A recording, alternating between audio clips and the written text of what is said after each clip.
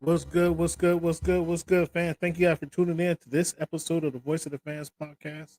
This is your man Cam. It's January 31st. Can you guys believe the month is already gone already? Week 277 of this iteration of the Voice of the Fans podcast. So I appreciate you guys for tuning in. Give yourself a round of applause. We're going to get the show started just like this here. Am I speaking to right now? Cameron. My name is Cameron. Cam Buford. Hey, it's Peter Rosenberg. I'm hanging on my man Cameron Buford right here. I'm a Dolphin fan. This is a big year for Tua to prove that he's a franchise quarterback. I'm more a fan of boxing. Boxing is my main sport. As a competitor, how much does that competitive spirit get in there and say, I want to fight this guy? I want to get some of this guy. Of course, I want to fight all the guys. Of course, that. But at the same time, like I keep telling you, it's a business. Talk about that loyalty for a moment. I'm staying there to try to make a change. Get back to the youth, get back to my community and show them that there is hope that you can make it out. Only thing is you just got to be dedicated. You got to keep your head down and stay on this course that you're heading towards.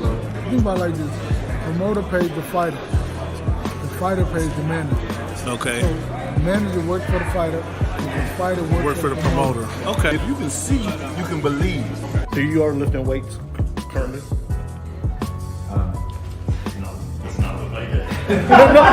When he said it's easier to score in the NBA versus Europe, did you agree with them? To me, it's easy to score when you work the On your team, his phone number is he number 2 option or your number 3 option? On your team's team. 30 nights a year, he's my number one option. 30 nights. Can I finish? Do you want me to speak or do you want to conduct the interview and answer for me? Which one? What do you think about this upcoming? Like I was saying before.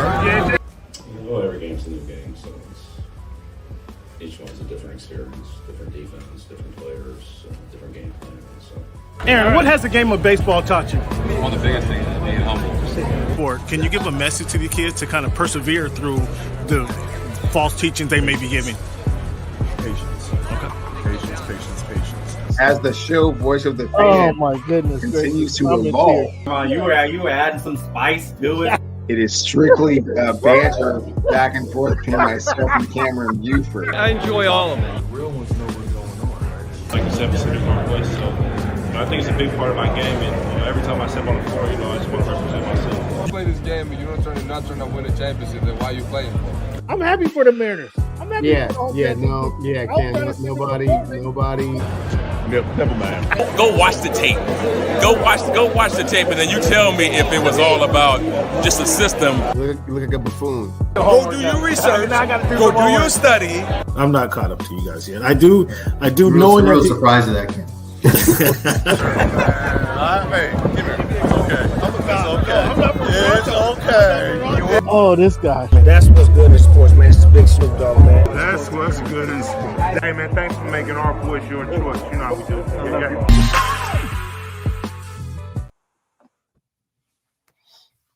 What's good? What's good? There my man is. Let's give Cleveland a show a round of applause for joining the show this week. What up, Barry? Thank you for tuning in. God, thank you guys again to the Voice of the Podcast. We do this for you. Hit us up in the chat at _Voice of the Fans. Hit us up in the chat or on Twitter at _Voice of the Fans. We'll get your feedback and we'll answer any questions you got. If you're watching on media, we shout out to Thomas and Pavi for what they're doing over there. If you're watching some Voice podcast or Voice of the YouTube, we're tuning in. Again, you can hit us up in the chat and let us know what you think of the show. And give yourselves a round of applause for tuning in to the Voice of the Fans podcast today. It's January 31, Cleveland, week 277. We got a lot to talk about. We're going to get into the championship weekend and the plus and minuses of that game. We're going to get into the NBA All-Star snubs, if you think there was any, Cleveland. We're going to break down our NBA supremacy rankings of what we got so far this season. But we're also gonna play our numbers game. We're gonna play our numbers game here in a minute. I'm gonna hit you guys with the this week in history a little later, Cleveland. But I want to know, Cleveland. There's a lot of businesses, Cleveland, that offer different things for your loyalty program. Whether it's a coupon, buy one get one free. Whether it's a gas coupon, if you go to Exxon or to Costco. I don't know if you go to Costco and get the Costco discount or Sam's Club discount. I don't know which one you do. But a big one for me was going to the Ralph's gas station because I could use the Safeway coupon or the Safeway and get 15% off per gallon. That was huge. That was huge in LA. Cleveland, my question for you, or another one, as I told you a week or two ago, I drove up to Memphis. That stayed because I'm a gold silver member, gold silver out of platinum member with Marriott.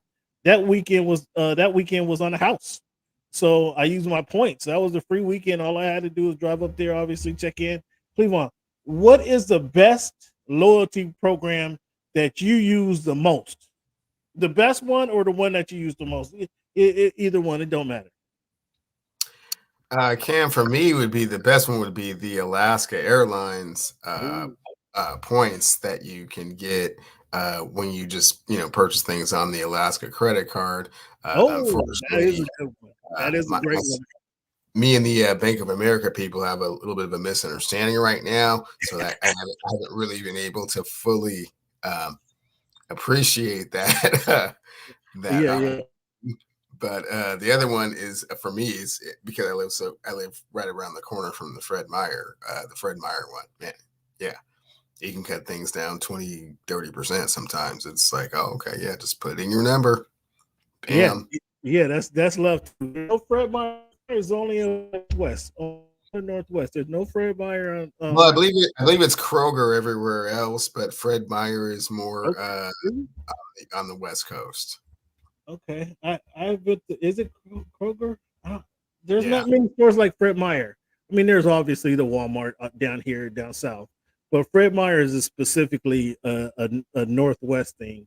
I haven't seen it. Kroger in Los Angeles is not like Fred Meyer, so should be some down south because they carry all Kroger products for a reason. So that might be an East Coast. It might be a Midwest thing. I did see a Kroger. In fact, Kroger in Mississippi, driving through Mississippi to get on the freeway. When I went to Memphis and Mississippi is real close together. I did see a Kroger, and they got a Kroger gas station. I didn't go into it, but I did see that heading to the freeway, heading back to Bama. I did see that. I did see a Kroger. I didn't see it. There's no Kroger here in Bama. I can tell you that. There's no, or I haven't run across it quite yet. But yeah, you brought up a good point. I was going to highlight the Marriott Rewards program, but the Capital One got a very good program as well, where you can it's 2 for 1. Every dollar you spend is a 2 for 1 for the credit.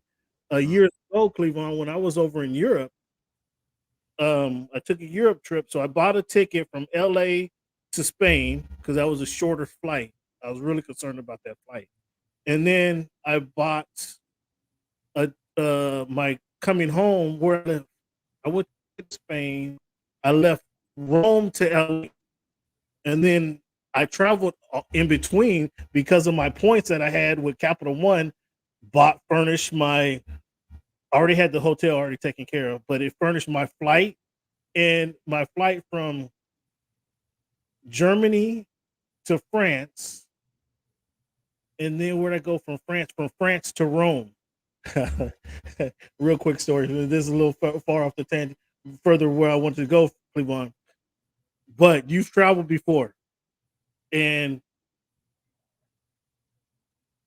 usually, like when I'm leaving LA, I would always have a tendency to miss my flight because I know exactly where to go. I didn't have to figure out where I was going, so I give myself just enough time to get to the airport, just enough time to get checked in, just enough time to get to the gate because I know where I'm going. In France, I was going from France to Rome. That was a great trip. I flew in, like I said, I flew into Spain, hung out in Spain for a couple of days, Spain to Germany, hung out in Germany for a few days, went Germany to London, watched the Seahawks play the Raiders, hung out in London for a couple of nights, went from London to France, to Paris, hung out in Paris with my mom and my aunt, which was pretty dope. Flew from Paris to my intention. Here's where the holdup was. My intention was to go, I wanted to go to the Leaning Tower of Pisa. I wanted to go see that and take a train from where's the town that the Pisa is in? Florence, I think. I want to say it's in Florence. It's the Leaning Tower of Pisa is in Florence. I wanted to take a train from Florence to Rome, where I had to catch up my flight out, right? That was my plan, to fly into leave France, go to Florence, Italy, take a train from Florence to Rome, and then Rome back home. That's what I had mapped out in my head. Capital One paid for those flights over in Europe. But real quick, Cleavon, here's what happened when I left France. I go to France and I've got to get there early because I don't know where I'm going. I don't know what's going on. There was a bomb scare. They shut the airport down, had the dogs and everything. We're standing outside the airport in line, like before we even get to check in our baggage and stuff. We're standing in line because there was a bomb scare. I'm like, yo, man, I'm concerned because I don't want to miss I don't know how long this is going to go on. I don't want to miss my flight. I don't know how to the rerouting process. I don't know any of that.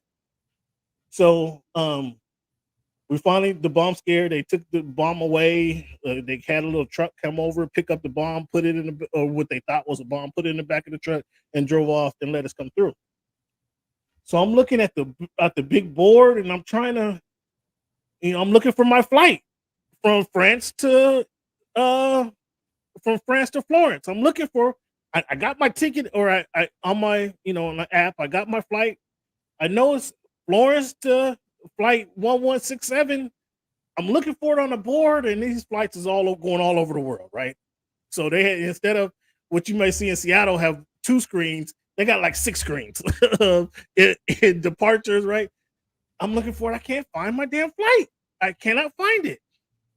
I'm like, damn. So I walk down a little bit, then I go to another screen. Maybe it's on the other screen. I don't know why I can't find my damn flight. So eventually I end up having to go to the counter and ask the lady, yo, here's my flight and here's my confirmation, but I cannot find the flight.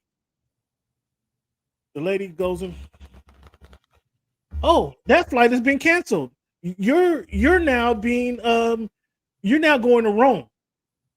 Well, no, hold up, time out, lady. time out. I bought a flight from and in my American accent and my American demonstrativeness, you know what I'm saying. My American personality.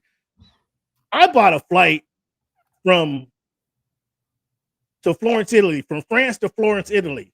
I need a flight. You need to put me on a flight. You can't just cancel my flight. That doesn't work. I need a flight going from, I'm trying to continue my vacation. I need a flight from France to Italy, or to Florence, Italy. The lady says, sir, your flight has been canceled. You're now going to reroute it to Rome. And that flight takes off in I think it was like 5:30. That flight takes off in like 35 minutes. Do you want me to put you on that flight? I'm like, lady, listen. That's not my plan. My plan is to go to Florence, Italy. She said, sir, do you want to get on the flight or not? Because I'm not talking to you no more. Do you want to get on the flight going to Florence or not? Or are you going to be stuck here in France? What do you want to do? Oh, wait, well, hold on. I'm supposed to have options here. I'm the customer. She's like, do you want to get on the flight right now? Because I'm about to leave. I'm about to go to lunch.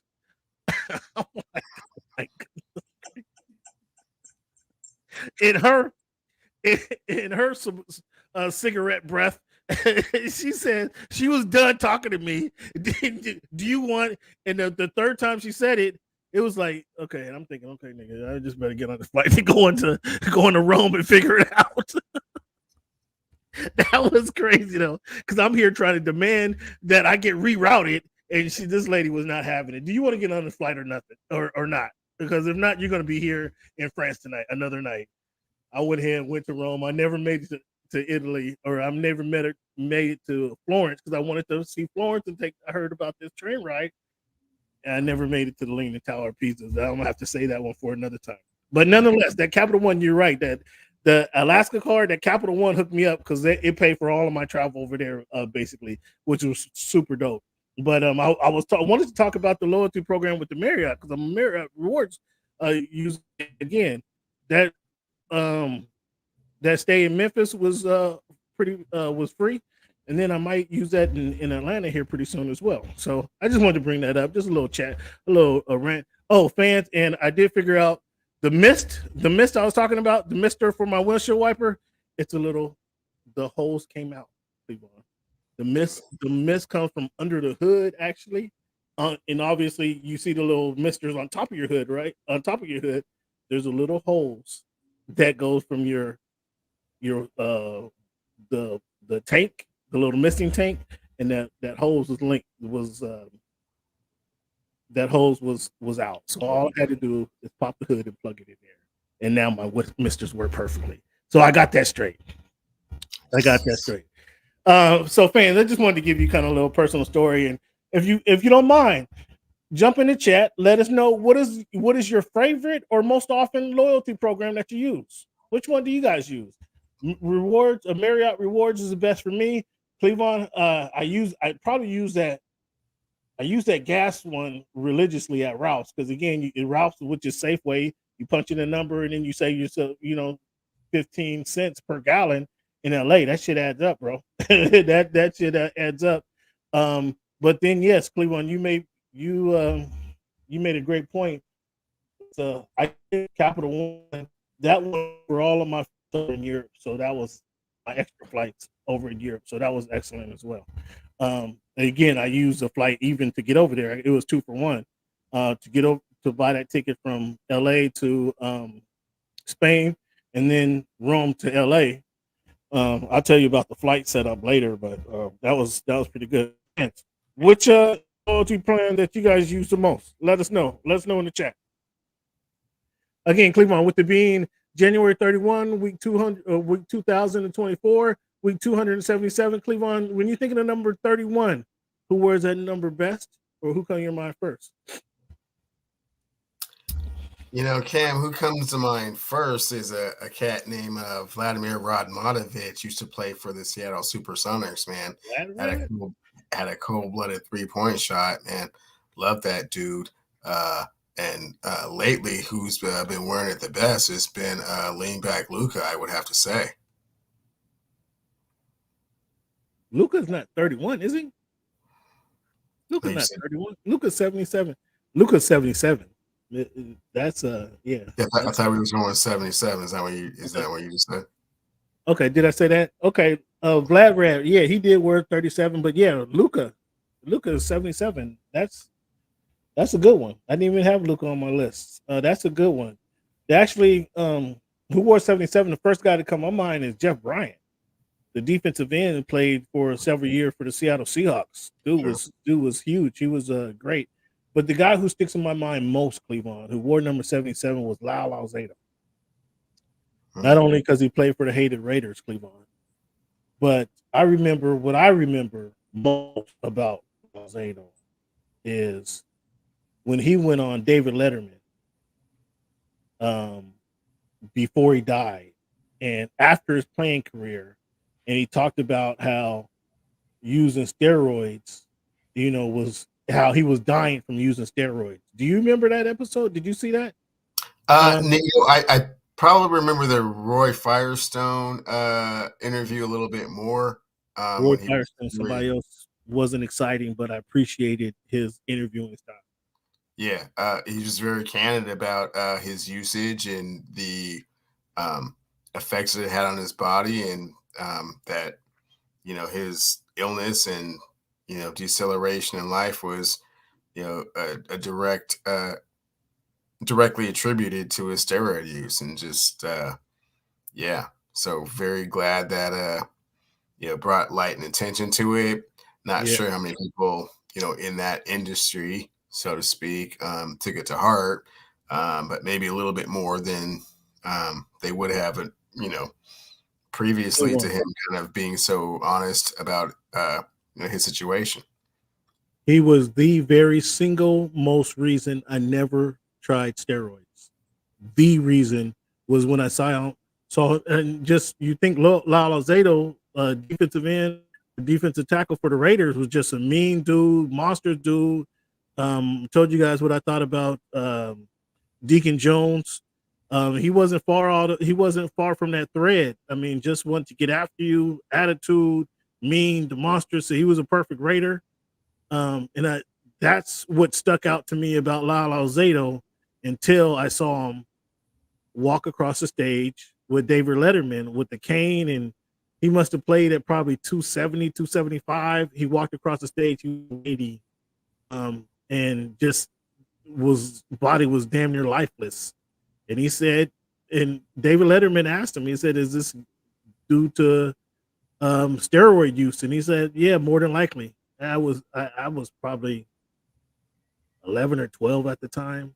I said, "Okay, I will never ever use that stuff. If that's what it's gonna do to you, then absolutely not."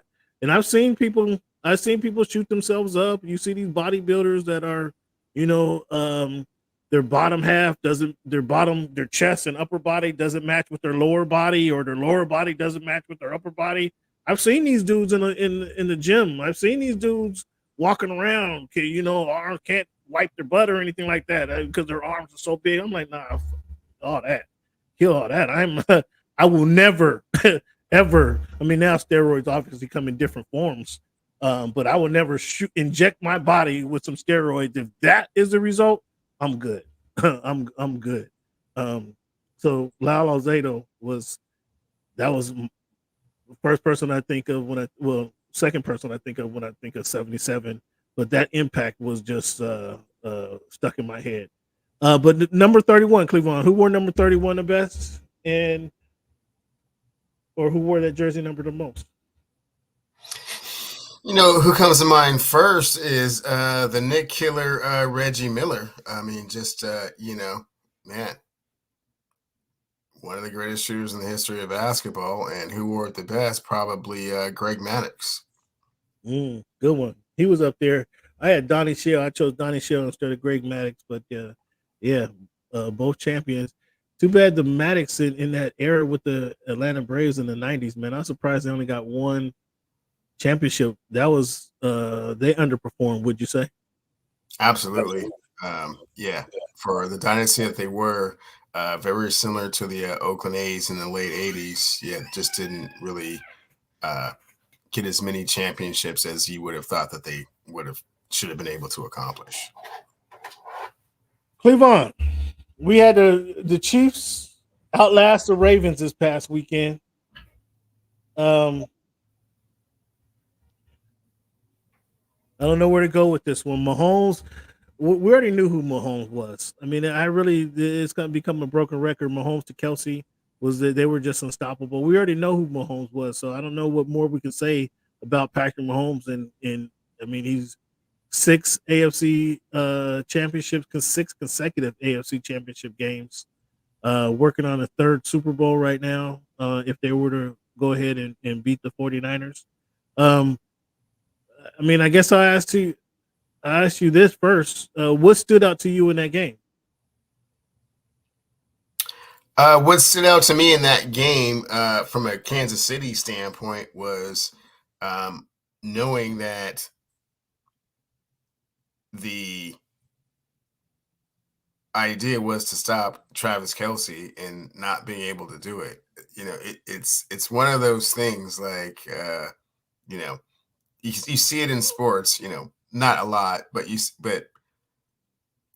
when you see it, it's like, wow, you really kind of understand it. It's like when the whole focal point is to stop a certain player, and that should be what your game plan and strategy is all revolving around. And even though that's what you're doing, you still can't stop that player. That lets you know what type of player that is, And so watching the fact that Mahomes and Kelsey was really their bread and butter, and everybody knew it, and they couldn't stop it. From I the mean, Kansas City perspective, they got the ball, walked right down the field, and they mixed it up well. I thought they did a good job of mixing it up. I thought they did a good job of allowing you saw with a full season and how a full season allows Rice to develop. And by playoff time, by the end of the season, and Rice was a threat. And so you have to acknowledge that threat. Pacheco, you have to acknowledge his running style. You have to acknowledge him as a threat. So it wasn't where you might have wanted to put 3 men on Kelsey. I mean, you had to focus in on Rice. You had to pay him some mind. Pacheco, you felt, or I felt going into the game, we talked about it on Sunday. If they're able to have a ball control offense, if they're able to run the ball effectively and keep Lamar off the field, then that's a formula for them to win the game. And they had a ball control offense. They came out with a ball control offense, to my surprise, mixing it up. Although, Kelsey was 6 for 6 in that first drive, I think, before he caught the touchdown pass. Finished that first quarter with 11 of 11 targets, 11 catches, which was surprising. But I think they did a good job. They didn't just go Kelsey all the way down the field. They mixed it up well. I thought that was a good job by them, by their offense. And I think, again, you see the full season, what they rounded into shape being, how they rounded into shape being even a bigger threat in the playoffs. So kudos to the Chiefs for accomplishing that. I thought the Chiefs defense, they caused the Ravens to get rattled, and that same offense again, putting pressure on that offense, as you mentioned. Can Lamar come back from down double digits? I didn't expect him to get down double digits, but if the Chiefs can do that and get them down by 10 points, how they're going to react? I think the Chiefs on defense, they forced the Ravens to get rattled, and I was surprised by that as well. So I was surprised that they were able to have the ball control offense that they showed. I was surprised that the defense could cause the Ravens to get rattled, and it took them out of their game plan by taking the Chiefs defense. Whether they were giving them passing looks and the Ravens were had took the bite, bit the bait. The running backs only had 6 rushes for 23 yards in the game. Like, that was a bad strategy on the offense, on the Ravens offense. And again, I don't know whether that was the Chiefs just saying, okay, we're going to sit back and allow you to run, or excuse me, we're going to sit back and play pass defense.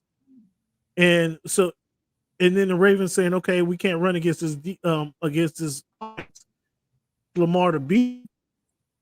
That was a terrible strategy on the Ravens' part. What thoughts there? Yeah, I mean, the Ravens had their opportunities to exploit what Kansas City was doing, and they just didn't do it. Obviously, the Zay Flowers fumble in the end zone was critical. But that was late in the third quarter. Late in the third quarter. And so, to your point, like, should they have run the ball more? Yeah, probably so. But I mean, it wasn't all that effective initially. I thought that there were times when Lamar Jackson had an opportunity to kind of he could have got out there and hit those lanes and kind of impose his physical will on the game, but never got around to doing that. Didn't really see where Andrews coming back was that much of a factor. Odell Beckham caught a few passes, but they were never in a position where they had an opportunity to do things. And I'm not going to say that even they didn't have an opportunity to do things. It's just that they went away from what they went away from it. So their strategy had been the entire season. Cleveland, what's the best friend of a quarterback? A strong running game, Cam. So if you know you're playing against Patrick, how could they create a game plan where it's asking Lamar to compete with Patrick Mahomes in the passing game. How could they create this game plan? That made no sense at all. You use your running game. The Ravens all season long run the ball, stop the run, and let Lamar hit you with some big plays. Lamar, he went out and got that run, broke through. It was 4th and 1. He broke through. As soon as he broke the line of scrimmage, he turned around and looking at the DB instead of taking off and running. Run to the sideline, take off and run, outrun the dude. He's trying to hand fight one, and you could have been gone. What are you doing playing around with this guy? We didn't see it. So something was up with Lamar there. We didn't see him take off enough. But if your game plan is to have a shootout, Lamar Jackson with Patrick Mahomes, what the hell are you thinking? Your game plan should be run the ball, stop the run, Cleveland. I told you that last week. I told you that's how they're run the ball, stop the run. That's what you guys do to win. And here they are. I don't even know what the stats were. Lamar dropped back and throw over 40 times. You're not winning that game. You're not winning that game having Lamar throw 40 times and your running back run 6 times. That was preposterous. I don't even care what the Chiefs were doing on offense because your defense held them to 17 points. So whether Kelsey caught 15 passes in that game, the defense held them to 17 points. That should be enough for you to win the game. That's 3 touchdowns. That's 3 touchdowns. The Zay Flowers incident, again, that was late. They were pressing. By that time, they were pressing. So he's looking for a big shot. He had the taunting penalty. Like, Zay, come on, dog. What do you can't get away with? You couldn't do that in Boston College. You can't do that in the pros. You may be able to push the guy down as you get up. You may be able to do that. You can't push the guy. You may be able to get up and spike and throw the ball at the dude's head and flex and walk away. You may get away with that.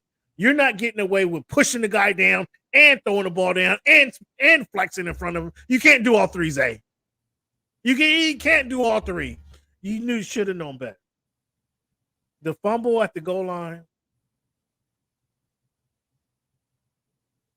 We see this. You had to be watching the fucking football game last week when Miko Hardman tried to do the same thing last week, right? And got the ball knocked out of his hand. Were you not watching that game, Zay? Were you not? Do you not watch NFL football? Did you not just see the touchback against the Bills last week? Secure that ball, man. Secure that ball. You're going for a touchdown, bro. In a game that you're a game away from the Super Bowl. You cannot make those mistakes. You cannot make those mistakes. They had penalties. They had one drive. What was it in the third quarter? They had 30 yards of penalties. They had them backed up. Had the Chiefs backed up on the goal line. Had the personal foul. The roughing the passer. Had another personal foul. Put them at midfield before you know it. And they let the game get away from them, just not playing within themselves, not playing the same game that you guys have played all year long. So that was disappointing on the Ravens' part. I had the Ravens winning that game. The Chiefs take advantage of the opportunity that was given to them. And the Chiefs defense, again, whether that was schematically, they said, okay, Ravens, we're going to play, we're going to put 5 cornerbacks in there, or we're going to put 4 cornerbacks in there, and Lamar, here's some pockets in there. Can you beat us? He could. He didn't beat them, and he couldn't run the ball. Bad look. Do you say? I don't know, Bootzilla. I don't know if I remember you telling me that, but it was a good win. Yeah, definitely did. You definitely did. Yeah. Okay, Bootzilla. Cleveland vouching for you. Yeah. But yeah, the Chiefs. I don't know if it was the. I don't know if the Chiefs were just baiting Lamar, baiting them to to pass the ball, and not run the ball? Because I'm sure they were grateful that they weren't running the ball. But I think that was a bad strategy by the Ravens offensive coordinator, Munchin. Maybe he choked. Do you say Lamar choked? Where the world want to say Lamar choked? They got beat by a better team. I can't say choked. I say they got beat by a better team. Clearly, the Chiefs was better prepared, had a better game plan. I don't want to say choke. I can't say choke. I can say the Chiefs won. I mean, we know who Patrick Mahomes is. You know what that is. No argument with there. If it comes down to a shootout, Patrick Mahomes is going to beat Lamar Jackson in any kind of shootout possible. Is any shootout possible? They didn't run the game plan. I told you this last week. You run the ball, you stop the run. That's how the Ravens going to win. They didn't run the damn ball. And I just don't know if the Ravens were baited into that passing situation, or was that their game plan going into it? I'd like to ask one of the offensive coordinators for the Ravens. Were you baited into that? Or was that your game plan going in? I don't know. I don't know. Cleveland. Any more thoughts about that game? Yeah, I mean, like we were saying before, your question on Sunday was, would you rather Lamar beat you with, his arm or beat you with his legs? And I said, well, you said he can't do that. You absolutely force him to beat you with his arm. That's the strategy. So when you say, were they baiting him into these looks or whatever, they just were taking away the run. No, the Ravens didn't run the ball. They six times for 23. They were taking away. I disagree with the take because they didn't attempt it. Taking away the run, and the reason I say they were taking away the run is because the offense wasn't taking advantage of that. They weren't taking advantage of their opportunities to do so. So from that perspective, yeah, I got to give the Chiefs credit for doing that. But who has to take blame?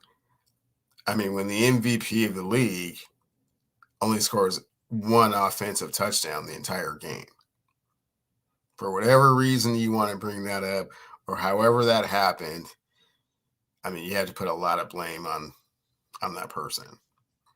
You don't want to because you feel for the guy and you want to see him do well, but they scored one touchdown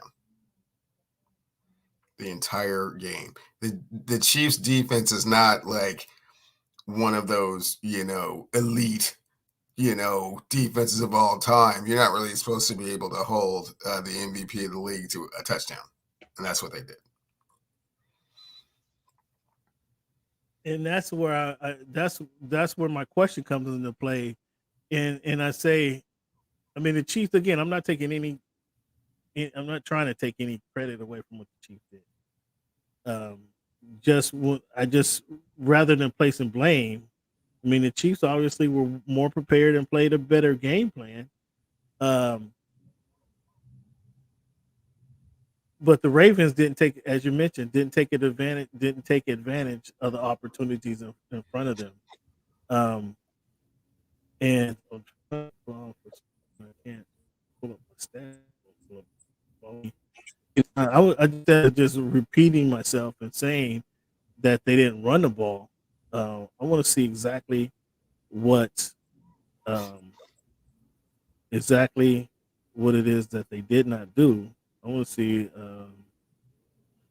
how many times, because I got 6 for 23 yards that the running back said. That was a running back in the game. 6 for 23 yards. I want to see what the whole running game, because Lamar scampered around a little bit, but I want to see what the whole box score is. Let me check this out. Because the running backs only ran at 6 for 23 yards, which you didn't try to run the ball. Like, regardless of what looks you're getting, so they ran 16 times for 81 yards. They usually have 32 carries per game. The Ravens typically do. And that tells me, again, that they didn't even try to run the ball. Gus Edwards had 3 carries. Justice Hall had 3 carries. So there's their 6 carries right there for 23 yards. They 2 carries. Lamar Jackson had 8 carries. Again, they had ran 16 times for 81 yards. They didn't even try to run the ball. So we haven't got to the risk take. We're getting to that. We're getting to that. We'll get into that. Don't forget about that one. You'll see my brain explode, Boozilla, when we get to that. We got a lot to talk about that one. But no, we're on the Chiefs right now. And again, these stats, Cleveland, regardless of what look you're getting, your running backs ran the ball 6 times, dog. 6 times. You, as a team in total, you ran the ball half of the times you would in a game that you ran it all season long. So that's you not running your game. That's not you playing your game. You get caught up in a Lamar versus Mahomes. That's idiotic. Shame on the offensive coordinator. That's idiotic. Again. That's what I'm trying to design. That's what I'm saying here, Bootzilla. Great point. Was that team going in, or did the Chiefs just bait him into that? Because if the Chiefs baited him into that, which probably more likely happened, clearly it happened, that's the Ravens' fault for not being themselves and allowing the Chiefs to bait him into that.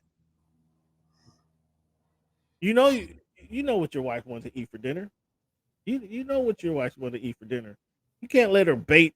You can't let her bait you into take her to Chinese food, and she don't like. Chinese food gonna be hard on her body. She's gonna be stinking up the room at night. You can't allow her to bait you to do that, because now you're gonna be smelling her farts all night long. You can't allow that to happen. You gotta say, no, baby, we're gonna eat this tofu tonight, because tofu works well, and the end results aren't the same. You don't allow yourself to get baited in a situation it's not going to be promising for you. And that's what the Ravens clearly bought into, this Lamar versus Mahomes. Stupid. Lamar's not Patrick Mahomes. Patrick Mahomes, this is the defending champions. You got to play a game to beat these guys. They didn't play their game. So I'm disappointed in them not playing their game. Lamar threw for 37 times. To Patrick Mahomes 39 times. Like, you try to have, to your point, Bootzilla, they had tried to have a matchup there, which they should have known better than that. Munchin, you can't do Munchin. This ain't college ball. Lamar, this was not Louisville Lamar. You should have known better than that, Munchin. So I was disappointed by that. I'm disappointed. Again, they didn't give themselves a chance by the 5 personal fouls, the penalties they played out of character. The roughing the quarterbacks was out of character. And they got out coached. Plain and simple, they got out coached. They didn't run the ball enough. And I don't want to say, oh, you mentioned Odell. Cleveland. We don't have to be in practice all week long to see that Odell's probably as fast as you and me right now. Odell can't go down the field 30 yards. Odell's you have your deep threat in Zay Flowers. Odell's your possession receiver. He's going to get you to 7, 8 yards, 11 yards. If it's 3rd and 10, you can go to Odell, get you 10 yards, get you the first down. Because he's going to catch the ball and go right down. He's not trying to outrun nobody. Why you send him deep? They send him deep in the end zone. Lamar threw it way overhead. They're crying for the PI. That wasn't a PI. The ball was uncatchable, number one. But why are you sending Odell deep? Then they shortened it up on their best drive. I think it was before Zay Flower fumble. Okay, Odell, you run your 15-yard in. Odell, you run your 10-yard comeback. That's Odell's. Those are his routes right now in his career. Odell, you're the possession receiver. I don't know who you think you are or who you want to be. You're not Mr. Internet anymore. You're not Mr. The Giants days are over. You're the possession receiver. That's what he should have been. Lamar should have took off running more often. So I don't know. Well, I don't know what they need to figure out. This is disappointing that they didn't run like they've been doing all season. They half the times what they've been doing all season. Shame on them. Patrick Mahomes. I mean, I don't know what to. I know who Patrick Mahomes is. You let him and Kelsey beat you, as you mentioned, Cleveland. You let him and Kelsey open it up the game, going bing, bing, bing right down the field. I thought it was a great offensive game plan by the Chiefs. But you let them go 1, 2, 3, 1, 2, 3, 1, 2, 3 down the field and score a touchdown on the first drive. Like, you're in for a long day. You're in for a long day, especially if you're not coming to. You said ball possession for the Chiefs. I was like, that's not going to happen. The Ravens need to run the ball control offense. That's the Ravens deal. So you won that game. I had Lamar moving on. Lamar going to beating. I just didn't figure they stop the run. And they didn't run the ball enough. So shame on the Chiefs. I mean, shame on the Ravens. And we'll see. Do the Ravens make it back to the AFC Championship next season? Oh, so hard to say. I mean, a lot of personnel moves are going on over there, and they're losing coordinators. So the cohesion, to get it back will be a challenge, to say the least. So now we move on to the evening game where we had the Detroit Lions give up a 17-point. This was the biggest. I should be smacking right now, fans, but I'm postponing it. I'm postponing my celebration.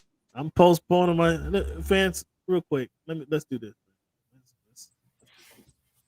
I'm sorry. And now you're gonna take Jared Goff over Brock Purdy? Oh yeah, and this Detroit offense, he looks extraordinary. Mm-hmm.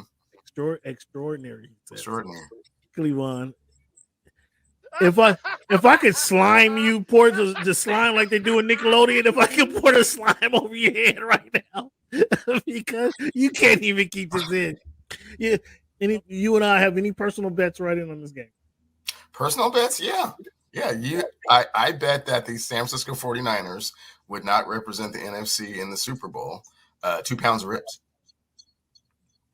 And this is probably week 8 or 9, I believe it was, when Brock Purdy was on his MVP stretch, and I was forced to amend my Super Bowl prediction. I did have the Eagles going into the season. I had the Eagles versus the Chiefs going into the season, admittedly so.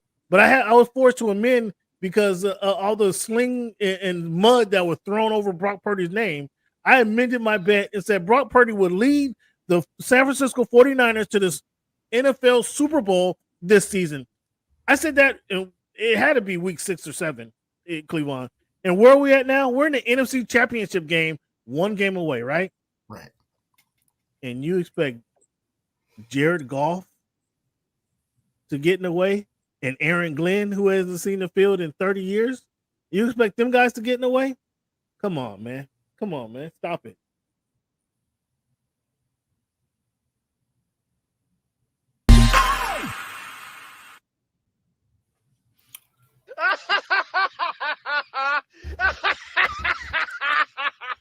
Cleveland, do you believe in Brock Purdy now?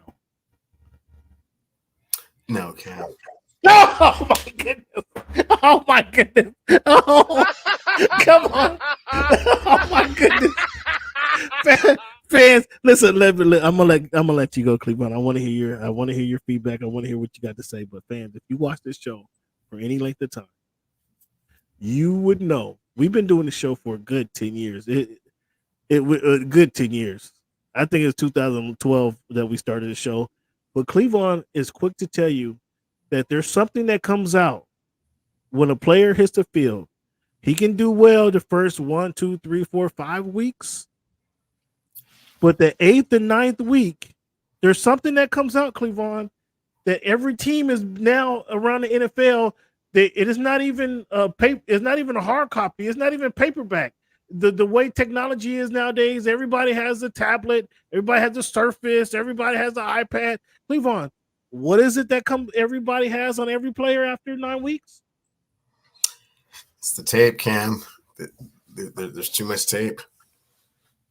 So not only did Brock Purdy come in midway through the season last year, get them to the NFC Championship game before he got hurt,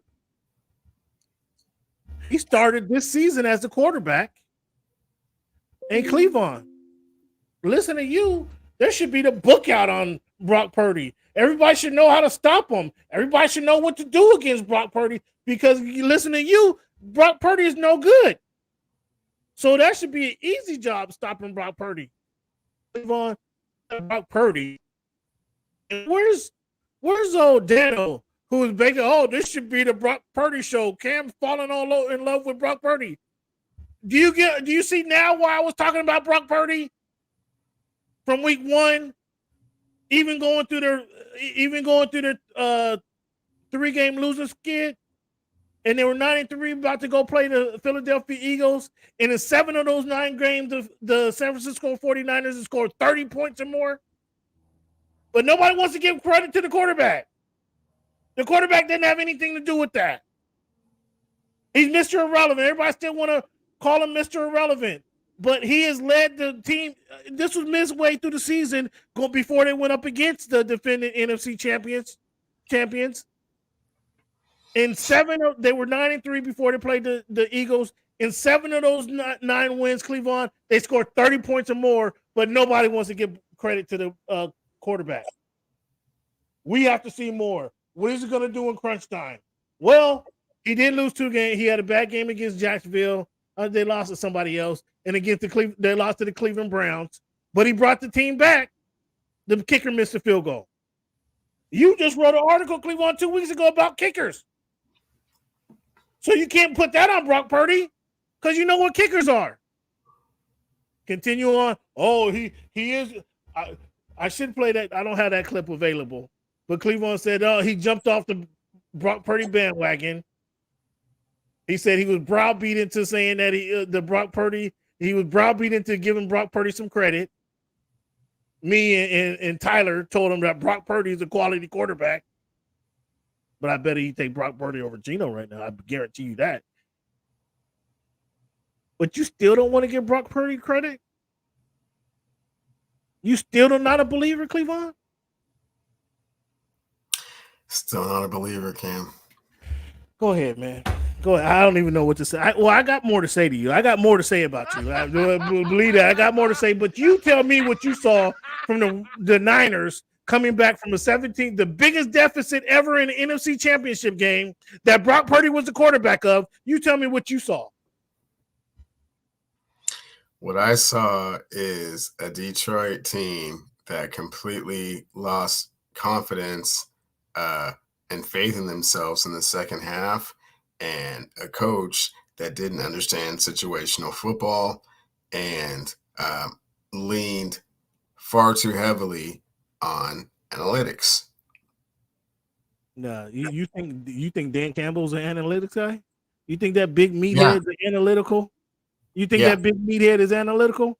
Yeah. You think it was analytics that told him to go for 2-3 times against the Dallas Cowboys when they lost that game? This is not the Dallas Cowboys. No, but you know what I'm talking about. That was a regular season football game. This was the NFC Championship. That's the same coach. That's the same coach. It's poor coaching, Cam. You put the points on the board. The first time you go up by 3 scores late in the third quarter and make the 49ers do something heroic. I still think they did something heroic, but I'm not mad. The first one, okay, you take those points. I'm not mad because you're rooting for Brock Purdy and the 49ers. If you're on the Detroit, if you live in the 3-1-3, wow, you're furious. No, I'm the field goal. I like the confidence in your squad. Again. I like the confidence. You don't have that type of offense where you can just go for it anytime because you have all of these. They have one of the highest scored offense in the league this season. What do you mean they don't have that type of offense? They don't. They were dominating the game. And even if you have that type of offense, you still don't go for it over and over again in the NFC. The first time I'm not mad at the first time. The second one I'm like, Dan, you got to go for that one. Dan, you should be kicking a field goal here. To go up, they would have went up 10, I think it was.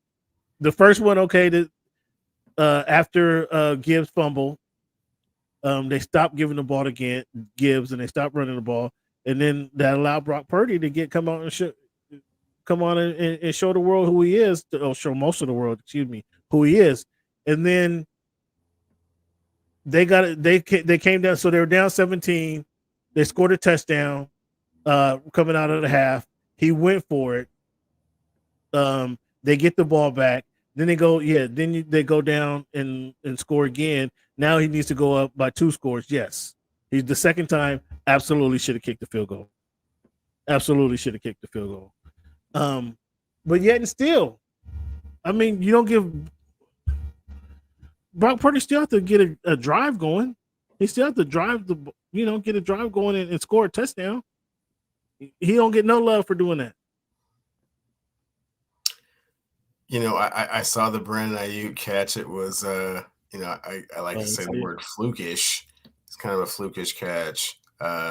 There was Do you remember falling down, like flipping the ball up in the air, and I mean that stuff like that happens. Do you remember your guy against how you think the 3-28 happened in the Super Bowl against the Patriots against the Atlanta Falcons when what was it, Welker, or was it the other dude, the other receiver as tall as you? I think it was that other guy, not Welker. I can't think of his name. But wasn't it him who caught the ball and it barely Edelman, maybe? Yeah, that's fine. That was a full catch. What about when the Giants beat the Patriots and the ball hits Tyree in the helmet and he does the helmet catch? I mean, stuff like that happens. I mean, that's football. You give your guy a chance. Brock Purdy put it up there for Ayuk. The Lions defender let it bounce off his face mask, and Ayuk is there, catch the ball and dives into. He was moments away from diving into the end zone. Stuff like that happens. What do you want to do? What are we supposed to do? Stop the game because something happens?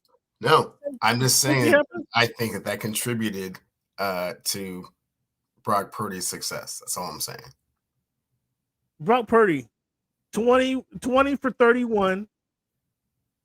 So that's right at 60% passing. I'm not sure if you're familiar with that. 60% passing. 1 touchdown, 1 interception. 89 ranking. 89% passer rating. I mean, we take that all day. We'll take that all day. Brock Purdy even decided to get out there and show you that he can run the ball a little bit. Mm-hmm. Show he has some legs out there running for the first down. Yeah. Picking up 21 yards. I mean, he played the quarterback position like he's supposed to. Why don't he get any credit for tucking the ball and running when he has some openings? When he sees everybody turn around and playing man coverage and everybody turns around and runs with the receiver, he takes it down and run. Let me go pick up the first down. I can do that too. Put on a little Patrick Mahomes hat. But you don't want to give Brock no credit? Brock gets no credit? No, I mean a little bit, not a whole lot, man. I can't take him off the game manager list just yet. So sorry. I mean, I don't know. Super Bowl. Win the Super Bowl. And then you're gonna say, and then when the defense steps up and Chase Young gets a sack fumble that turns into an end zone, then you're gonna, the defense carried him. I can't give him no credit. He played on a good defense. It was Chase Young and Bosa. Yeah, I mean, you're gonna have all kind of excuses. Next week, fans, I'll be smacking. You guys just gonna hear me smacking. I'm gonna have to push the mic away and let Cleveland talk because next week I'm having a full moon. I'm gonna have you know what I'm doing? You know what I'm gonna do? I'm gonna have some ribs and the brisket. And then I'm going to have something special that you guys don't even know. Unless you're down here in the South, you don't even know about the Chow Chow. But I'm going to introduce you guys to the Chow Chow from Full Moon. I'm going to introduce you guys to it. And I know I never heard about it before I came down here, so I know many people haven't even heard about it. But I introduced it to you guys on the show. Because why, Cleveland? Because Dan Campbell doesn't understand how to play situational football and wouldn't kick field goals to go up 3 scores when it counted. Well, whatever you want to blame, the Detroit Lions gave up the biggest deficit ever in NFC Championship history. Brock Purdy orchestrated a beautiful comeback. The comeback was so beautiful. The comeback was so beautiful. Oh, it hurts, don't it? It hurts, don't it? I mean, you had joy last season when Jacksonville came back against the Chargers. So you enjoyed that. You had your chance to. What did you have on the line? Some Ivers on the line. I mean, yeah, but Full Moon's a little bit better than Ivers, bro. Sorry to tell you that. And I mean, you won't be able to taste it, but maybe you'll be able to smell it through the airwaves. I don't know, but I'll be smacking next week. Yeah, I'll be smacking next week, fans, because I got Full Moon coming to me on Cleveland. How about that? So you blame it all on Dan Campbell. Jared, Yes. you're not a believer in Brock Purdy.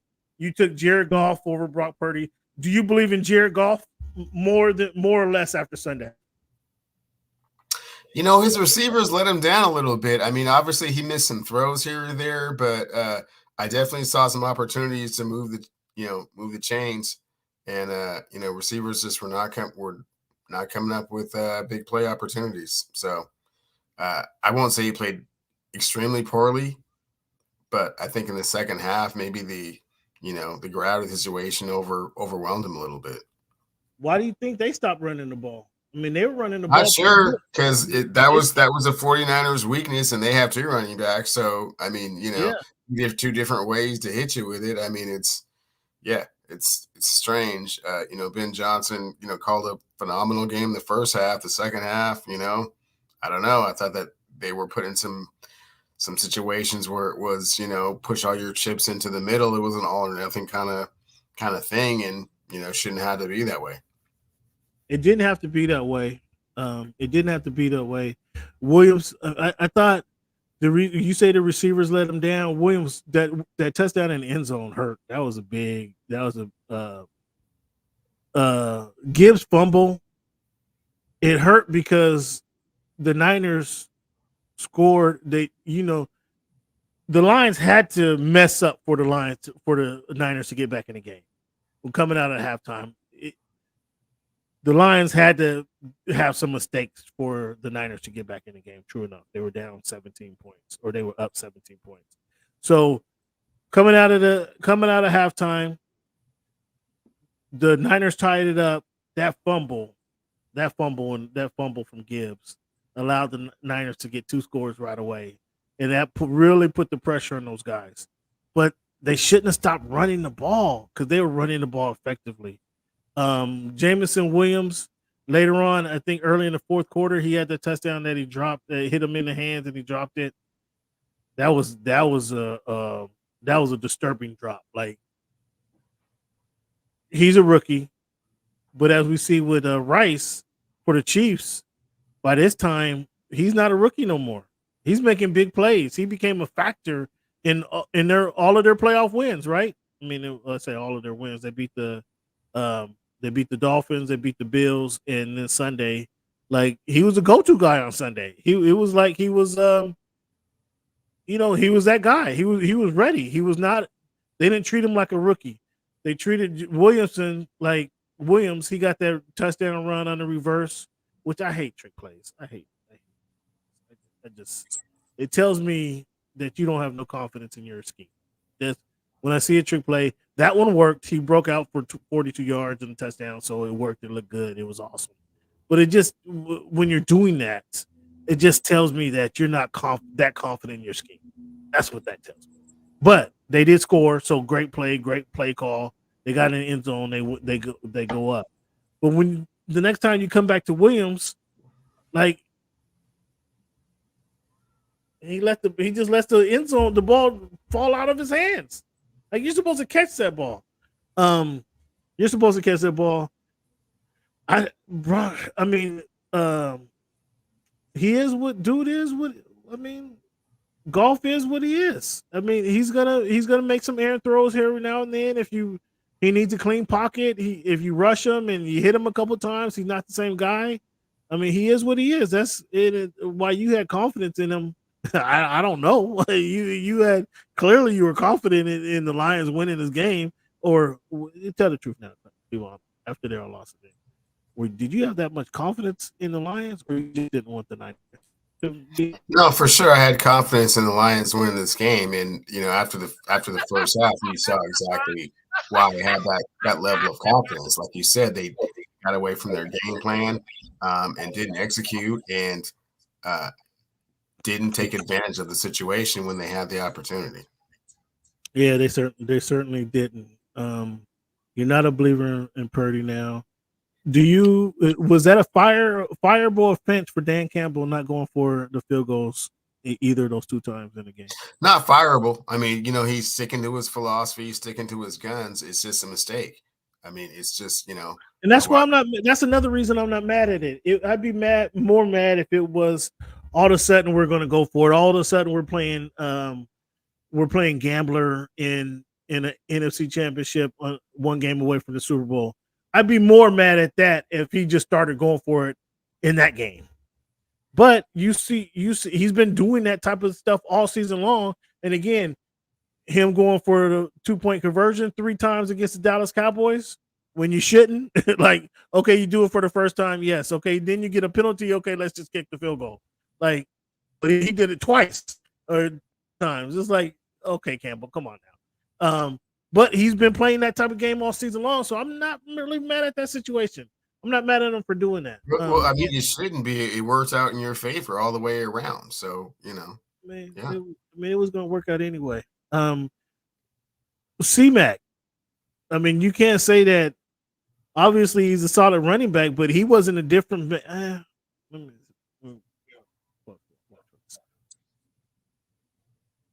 He didn't have any breakout. He didn't have any breakout plays. He ran the ball. No touchdowns. I mean, his touchdown was close. His touchdown wasn't. It wasn't like a 30-yard touchdown. He had a. So he scored a touchdown then. Yeah, he scored a touchdown, but again, it was like a 5-yard touchdown. Like, you know what I'm saying? It wasn't. He didn't hit you over the head for a big gainer or nothing. It wasn't like a real dramatic touchdown. Is that what you're saying, or? No, I'm just saying it style points on it, or what are you saying? I'm just saying it wasn't. He didn't run over 3 dudes and juke 1 cat and then just take off for 40 yards. Was it enough style points for you on the touchdown? His biggest carry, his longest carry was for 25 yards. Brock Purdy had a 20-yard carry in the game, so he didn't bop you over the head. He didn't bop you. He didn't rip off 2 or 3. So he's running the ball. Not even as effective as Brock at this point. I mean, Brock average. Not really. Is what you're saying. I mean, Brock was averaging 9 yards a carry. I mean, you said it. I didn't. Come on now. Yeah. Brock was doing the thing. 9.6 yards a carry right there. 9.6 yards a carry to 4.5. CMCs, yeah, half the runner that Brock is. Don't be mad at me, man. Don't be salty with me. You're the one that said that it was not an impressive running game from Christian. I mean, I'm just trying to figure out why you can't give Brock any credit, though. That's what I'm trying to figure out. Deebo Samuels, 8 receptions, 89 yards, no touchdown. I mean, you want to say Christian McCaffrey, you want to say Deebo Samuels, you want to say Kittles, great Kittles. Kittles had 2 catches in that game. I mean, what are we talking about here? Why I still can't understand why you can't give Dero Brock any credit. Brock don't even care if you give him credit at this point. He's going to the Super Bowl. He didn't even care. He's not even listening to you. For sure. Wow, you're listening to me. Who was most impressive during this weekend?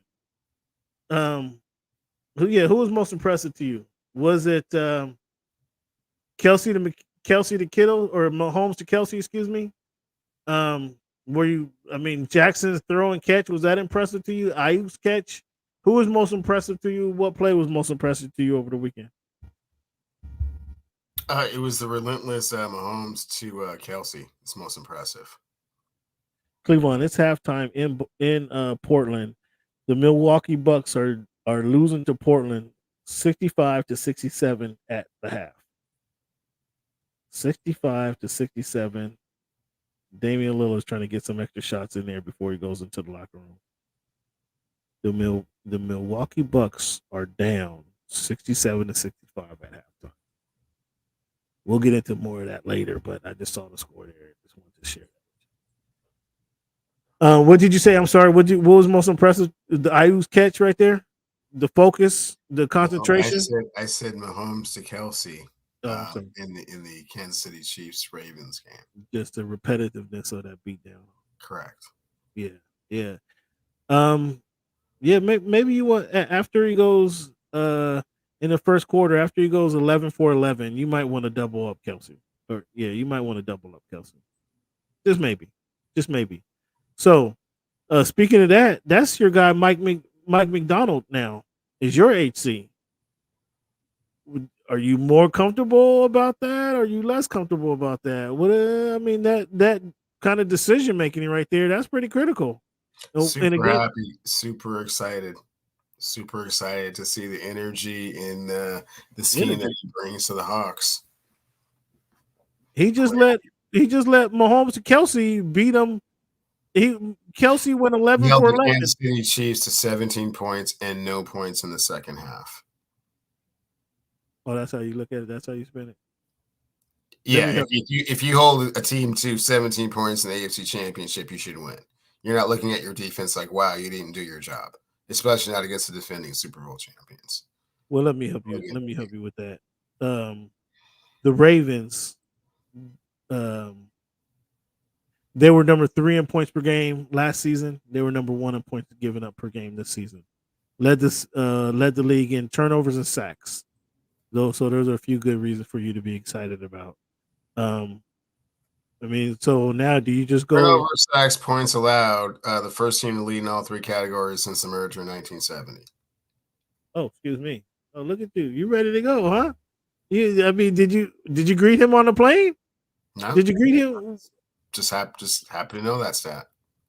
Okay. Well, are you leading a welcoming party? I mean, are you guys going to Salties, or where's the first place you're taking them? Salties, we'll see what his preferences are. He's coming from Baltimore, so they do crab a little different over there. So we'll get him acclimated to the Pacific Northwest seafood style, and he'll take it from there. Oh, the Crab Shack. Let them throw. They don't throw food on the table anywhere else but the Crab Shack. Yeah, no, we're not taking him there. He's Dog. The first time somebody took me there, I was there with my mom and my brothers. We went to the Crab Shack, and this is my first time. I hadn't been there before. I didn't know what to expect. So when he comes out and throws some food on the table, I thought the lady tripped and fell when the food went on the table. I didn't know what was going on. I was like, oh shit. Like I didn't know. I didn't know. Okay, but that was funny. That was funny. So you're happy with McDonald? Yes. So McDonald is he gonna bring his QB? I mean, he can't bring Lamar with him. So do you think now that he's seen Lamar, he can kind of convert Geno into Lamar? I have no comment on how the quarterback situation is going to go down at all, Cameron. We'll have to see how that goes. There's a few benchmarks to clear here. I believe that February the 16th is a big day. We'll see if Geno's still around after that, and then of course the draft. We'll see if they draft a quarterback. So I can't really speak on the quarterback situation right now. Oh wow! Look at you! Didn't even want to talk about Geno. You don't want to talk about number 7, huh?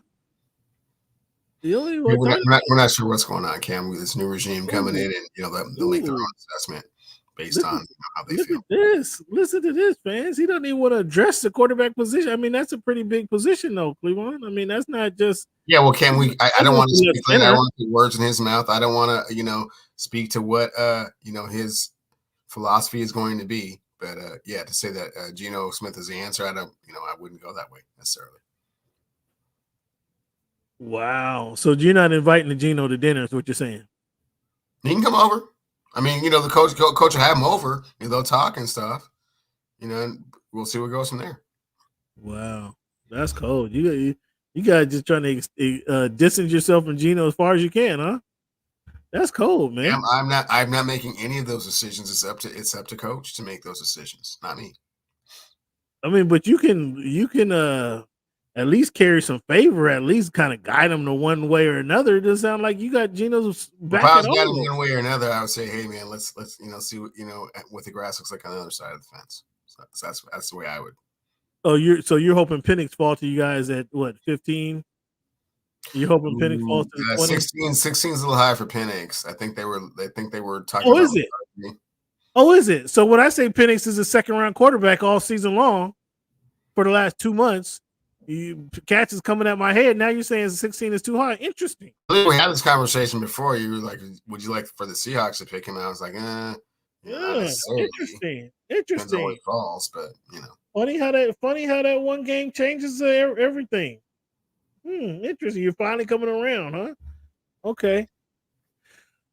Well, Harbaugh. We touched on it a little bit on Sunday, but Harbaugh to the Chargers. Does Harbaugh make that an instant winner? Make the Chargers an instant winner? Instant contender. Cam, the AFC is a tough conference to make a playoff appearance in. We'll see. Raheem Morris gets his third stint as a head coach, going to coach Atlanta Falcons. What type of ways do you think he's going to make in Atlanta? I think he's going to do well with them. I think they'll be much improved. That division is not particularly difficult to win. So if they stay healthy and can, get a few, upsets here or there, very winnable division. So I think he makes them a playoff contender. Kellen Moore named offensive coordinator for the Eagles. Is that a plus or minus? What do you think there?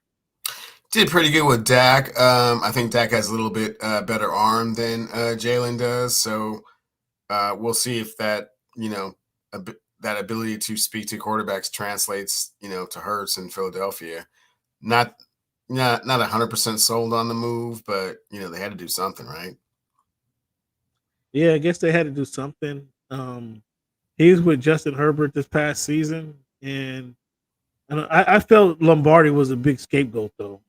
So him coming over, I didn't expect much difference, and then they had a slew of injuries the Chargers did, so kind of hard to gauge what he was able to do. With once he top number one receiver goes down, number two receiver goes down, your quarterback goes down, you have no running game, so he's not going to coach up running, that's for sure. He's a passing quarterback, and it was, it's weird. He wasn't able to impact the running game, and a lot of Chargers issues stem around because they couldn't run the ball, whether that's personnel or whether that's scheme.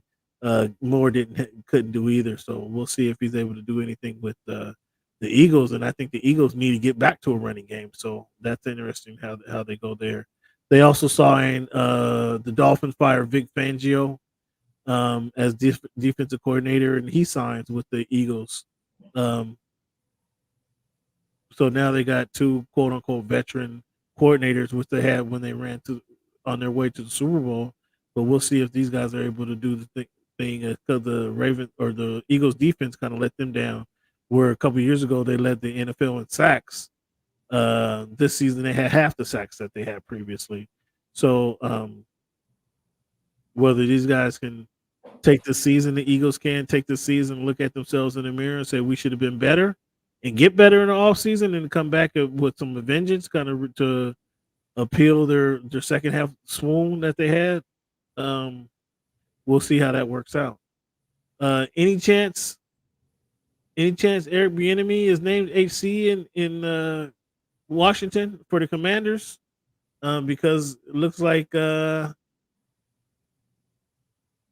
running out of options there. Belichick is there. Pete Carroll is there.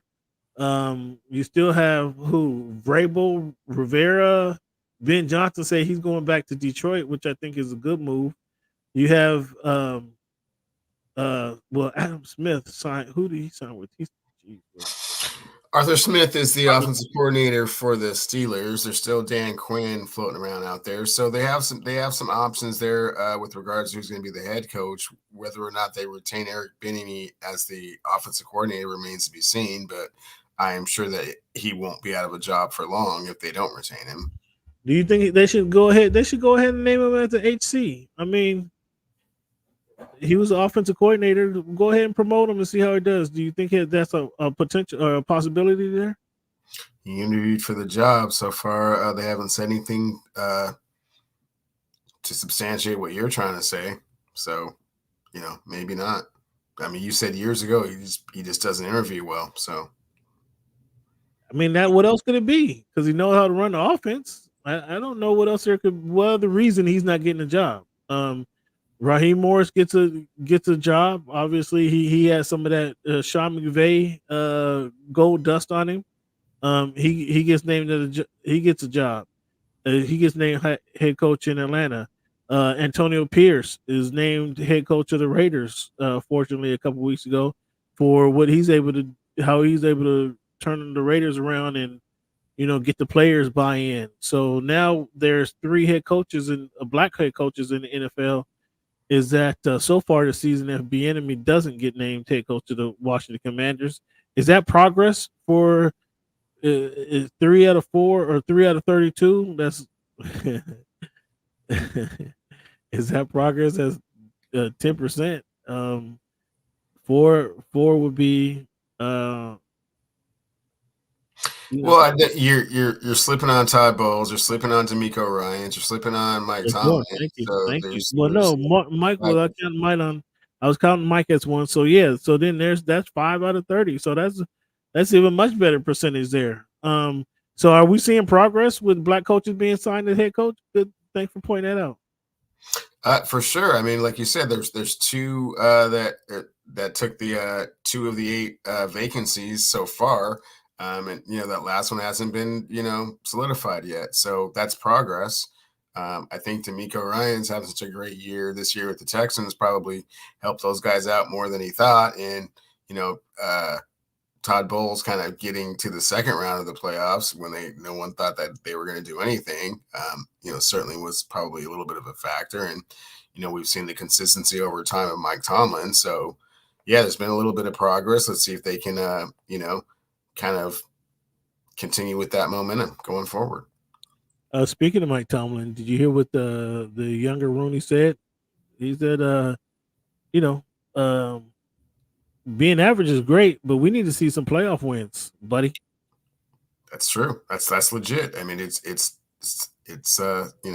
title time for a reason. The standard is what the standard is, and if you're falling short, you have to be held accountable. Again and again.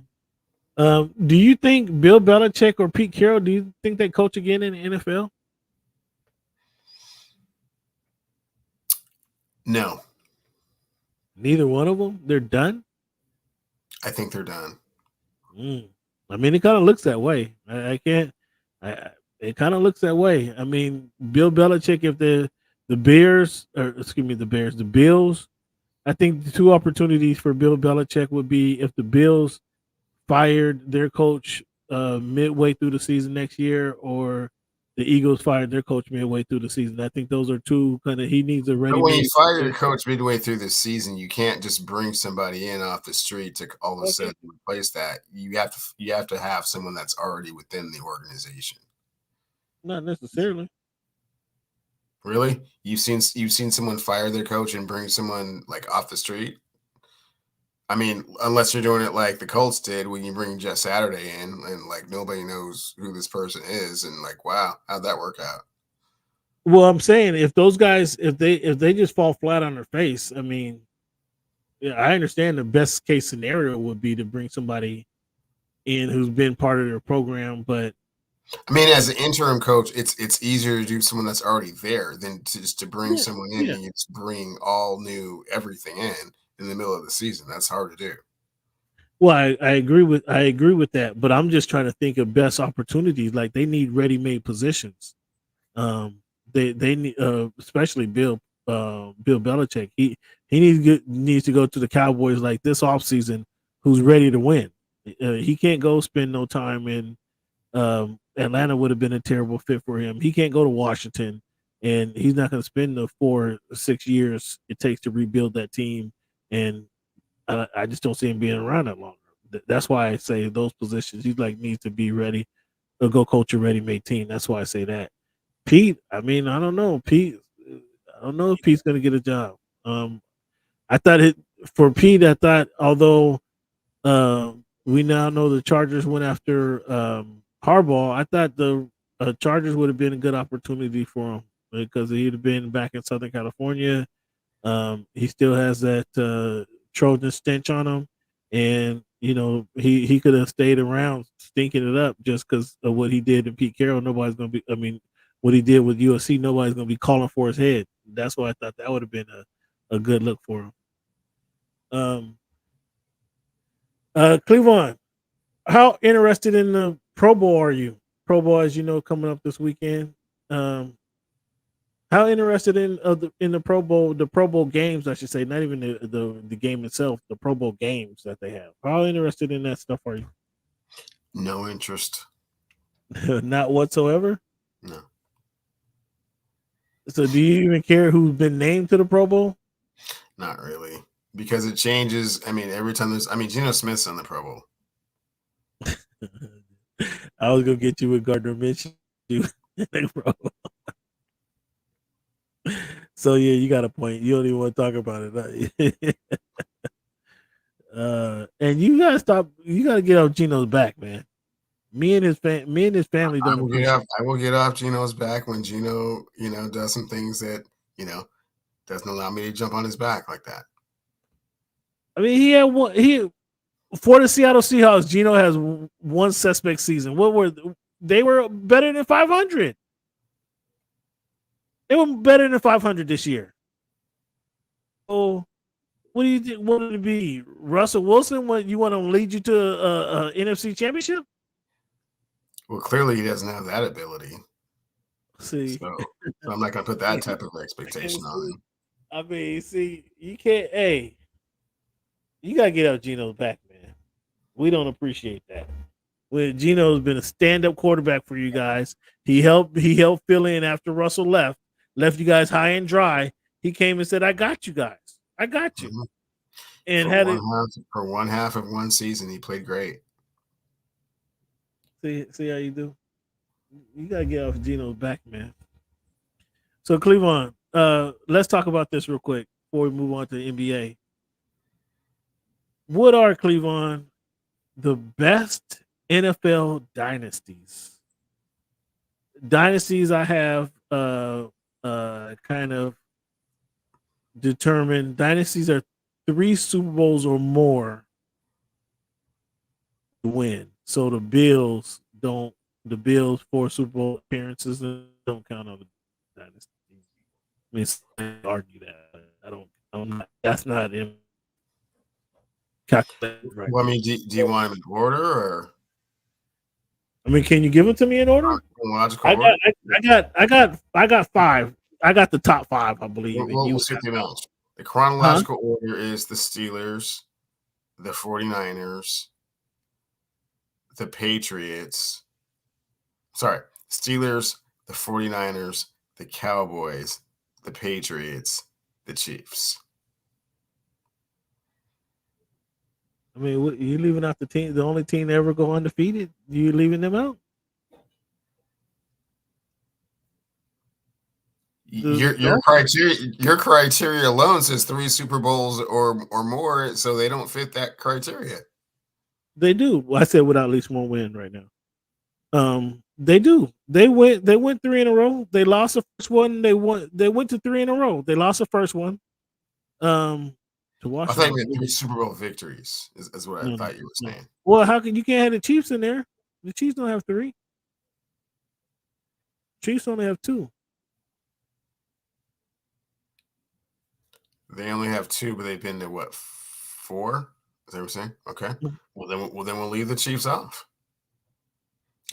So you had the Steelers, the 49ers, the Patriots, The Cowboys. Steelers, the 49ers, the Cowboys. Yeah, the Cowboys over the Patriots, even though the Patriots got 6 of them. I was going in chronological order. I'm saying even you got the Cowboys over the Patriots, even though they have 6. No, the Cowboys dynasty was before the Patriots dynasty, so it was the Steelers. I see what you're saying. Then the Niners, then the Cowboys. But you weren't saying the Steelers number 1. You weren't saying the Steelers top dynasty. I was just going from oldest to newest. I got you. But my question was, where do you rank them in order? Then in order, I thought you were talking about from the best to worst. If you're sticking the Patriots in there, I mean, in order, it's probably Patriots, Steelers, 49ers, Cowboys.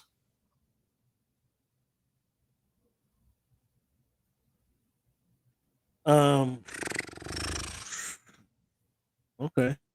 Which one is there? Either one that you was more impressed with?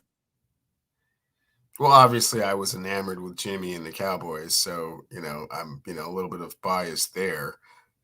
What the Steelers were able to do with as many Hall of Famers as they had on that team was, quite remarkable. The fact that the Patriots were able to do it with multiple players at the skill positions was impressive. And, the 49ers, West Coast offense ran itself. So.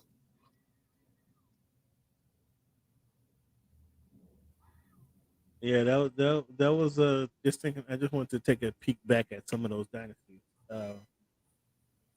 I was not a Niners fan whatsoever. Me either. No, I was not a Niners fan whatsoever. The Steelers, I guess, that was my first introduction to football. Although I just can't say I really knew what was going on when the Steelers were winning. Obviously, that was kind of a learned history there. Cowboys, I think, were that 3-0 record. I mean, it was just could have been 5-0 very easily if Jerry doesn't get too drunk that night. That could have easily been. I think that 5-0 in what would have been 6 years, or if you 5-0, they could have went. They went 2, lost 1, then won again. And if Jimmy isn't gone that first year, I mean, they could go 4-0, like 4 years, 4 straight years, if not 5. Which I think that was more impressive. That would to me, even though I was not a Cowboys fan, I was more of a Jimmy fan. That would have been that 4-0 consecutive would have been better than all the dynasties. The Steelers 4-0 in 5 years, the 49ers 4-0 in 8 years, the Patriots in 20 years, they get 6 of them. That 4-0, if Jimmy went 4 straight, I mean, I know it's woulda, shoulda, coulda, but if he went 4 straight, because that team was built, they could have went 4 straight. And again, you would have been wondering, okay, who's gonna finally knock these guys off the perch? And the only reason they didn't win 3 straight is because Jerry, that's his fault, 100%. But they could have won 4 straight. And they came back and won that. They came back and won that third one. That showed you that the team. And see, this is why when you say coaching don't matter, Cleveland, why I can't understand what you're talking about. Because if that coach isn't removed from that situation, they win 3 in a row. Very possibly 4 in a row.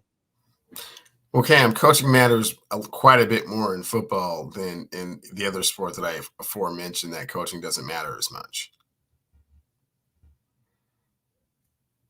I've never said that coaching doesn't matter. Yeah, what I've said is you've seen what your guy Belichick looks like without Tom Brady. Doesn't look the same. I mean, I'm not having this conversation with you. I'm not having it. I'm on a winning high right now. I'm not having this conversation. Yeah. we'll look at our picks next week and where we rank in and review our season picks and how. Yeah, looking forward to that.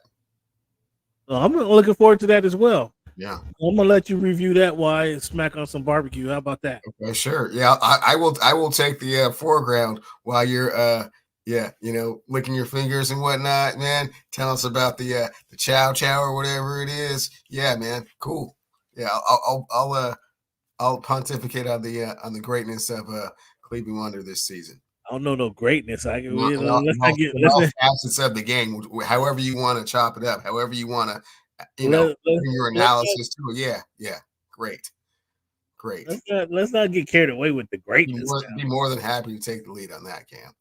While you're sitting back. I'm looking at these numbers. They don't look too glorious. Yeah, did I get the trifecta sweep? Uh-oh.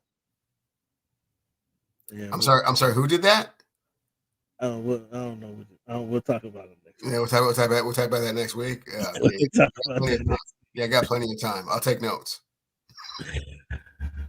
So you talk about coaching doesn't matter. So why does the Milwaukee Bucks get rid of their head coach in the middle of the season and bring in Doc Rivers? Well, if it doesn't matter, why do Milwaukee Bucks do that? Because the superstar talent was not happy, and they had to do something. Does Doc make a difference with the Milwaukee Bucks? And it's crazy to say. This team was 7-3 in their last 10 games, 68% winning percentage this season, 32-15, only 4.5 games back of first place in the Eastern Conference. And they replaced their coach. Does Doc make a difference in Milwaukee? No. Milwaukee is now 79-77 with 7.5 minutes to go in this game in the third quarter. Seven minutes to go in the third quarter. They're up by 2 points against the Portland Trailblazers in Portland, which is wild. Portland is a bunch of rookies. What's Portland's record? Portland record is 14-33. 14-33 right now, and they're beating the Bucks. And Portland just tied it up, by the way. DeAndre Ayton. Ayton showing. I haven't watched one game of Portland this season, y'all. But they're there with the 3, and it's off. And it looks like my guess is, without even looking at these numbers, Damian's at home, not as comfortable as he once was, and maybe he grabbed some voodoo donuts that's a little heavy on him right now. I don't know. Have you had some voodoo donuts, Cleveland? I have. You have? Mm-hmm. I went into that place. I'm like, what are you guys doing, man? What are you guys doing? Now, I know. I don't think. Is it legal? Is marijuana legal in Portland? I know they got smoke shops all over the place. Maybe they've been indulging too much in the product in the local products, because voodoo donuts. Well, you guys got cereal on donuts, dog. Chocolate chip cookies on donuts. I mean, come on, man.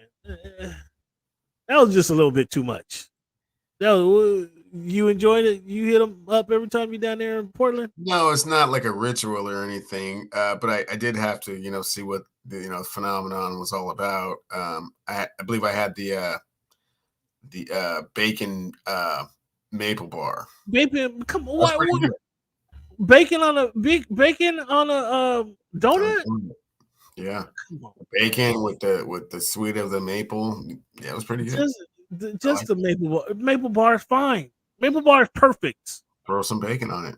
No, I don't need the bacon on a maple bar. I don't need Fruit Loops on a donut, on an old-fashioned donut. I don't need it. The old-fashioned donut, if it's made properly, is perfect. Okay, it's fine. We'll stick to your Top Pots and your Dunkins and your Western Cove, whatever. Stick to those. Until I've been to Portland, but they got voodoo donuts, man, and just with all this crap on it. All this crap on it. I will say, you've been to New Orleans, Cleveland. Yes. The beignets, you've had the beignets, right? Overrated, Cleveland. Overrated. Powdered sugar on it? Did you get them when they were hot?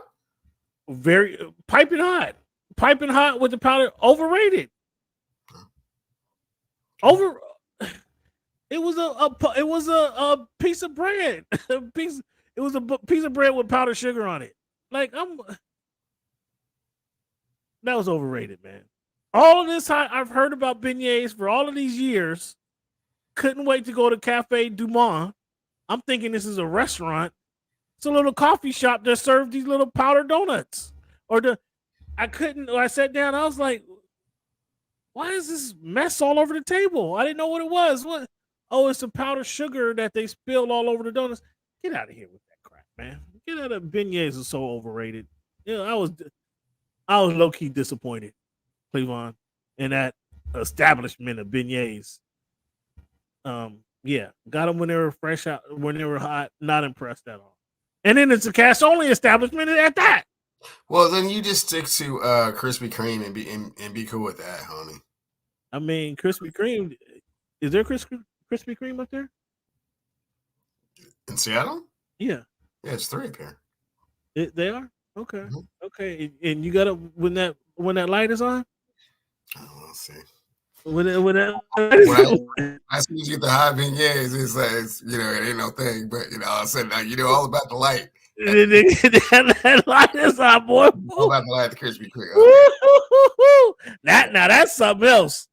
That Krispy Kreme when that light is on. Oh my goodness. When I was in Virginia, I'd wait on that track. If I see that light on, I had to pull over and I'd wait in that line. Small town Virginia, it's six or 7 cars. But I would wait. I would wait for a half dozen of those. Oh my goodness, those are so good. They melt in your mouth. They melt in your mouth. Right there. You can't eat one because by the time you go the one down, you don't even taste it. It just melts in your mouth. You need a couple of those before you can actually taste what's melting in your mouth. But again, I just stick with the regular glazed donut. I don't need all that fancy stuff. Voodoo donuts. Get out of here.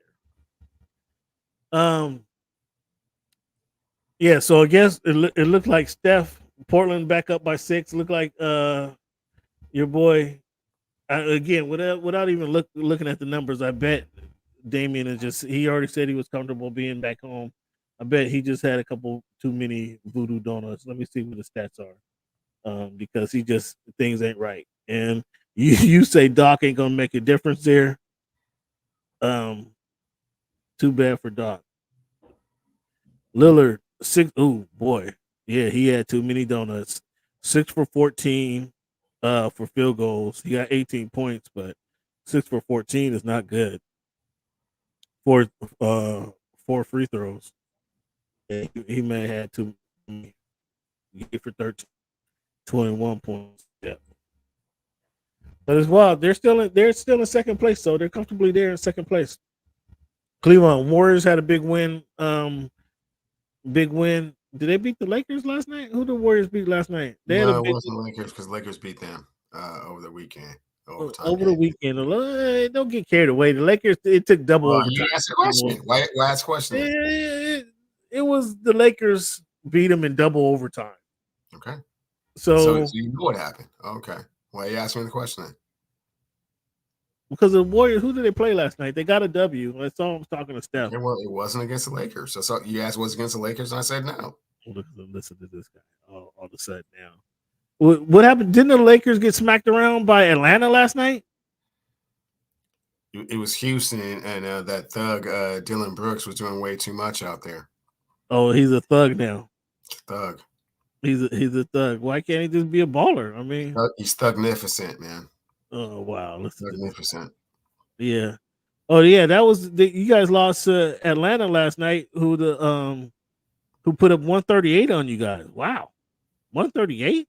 Like this is how you guys doing? That's what you guys doing now. You guys lost to the Atlanta Hawks last night? Yeah, last night, 138. Yeah, you guys allowed 138.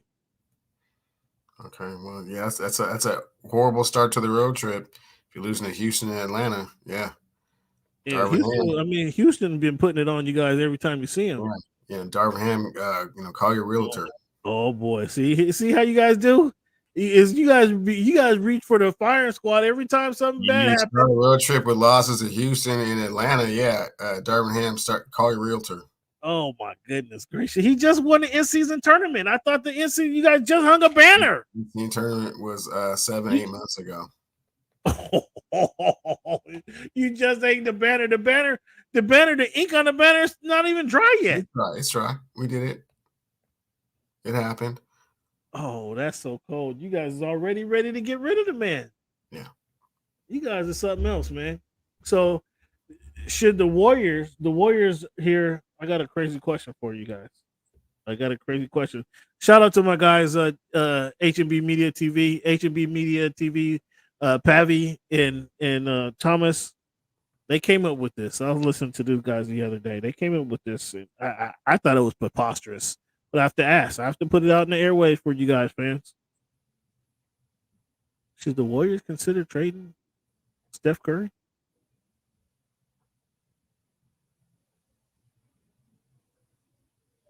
The Warriors currently are 20-24. They're not even in the play-in tournament right now. They're number 12 in the West, 12 games back out of first place. Again, we're approaching All-Star game in 2 weeks, less than 2 weeks. Should they consider trading Steph Curry?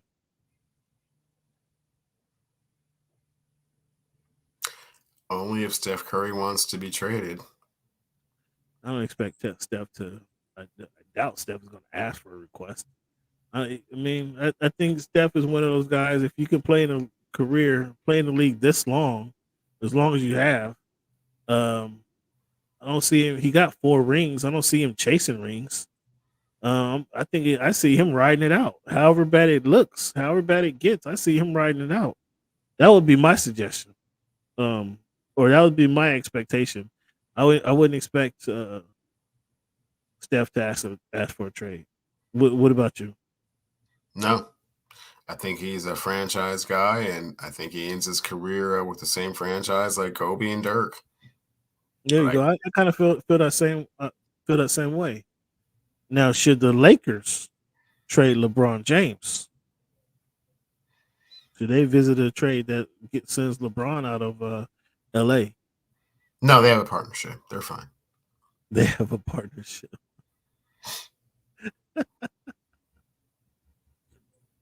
They have a partnership. What kind of partnership they got, bro?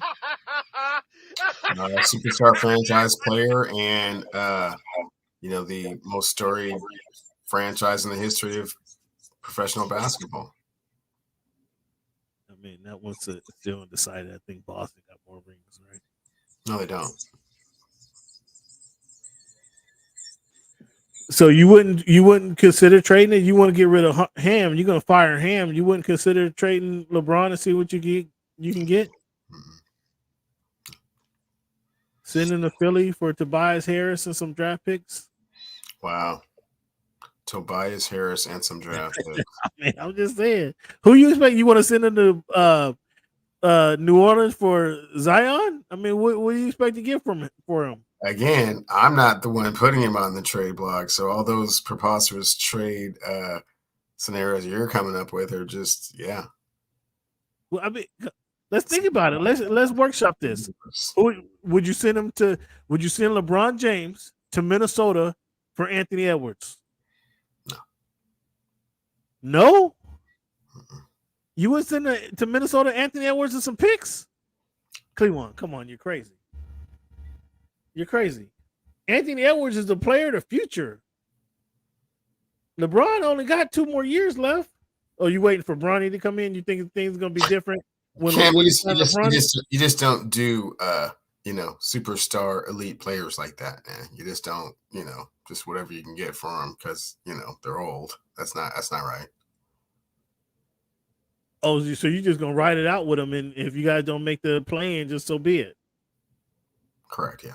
It's just an off season. That's how you're gonna do it. Yes. Wow.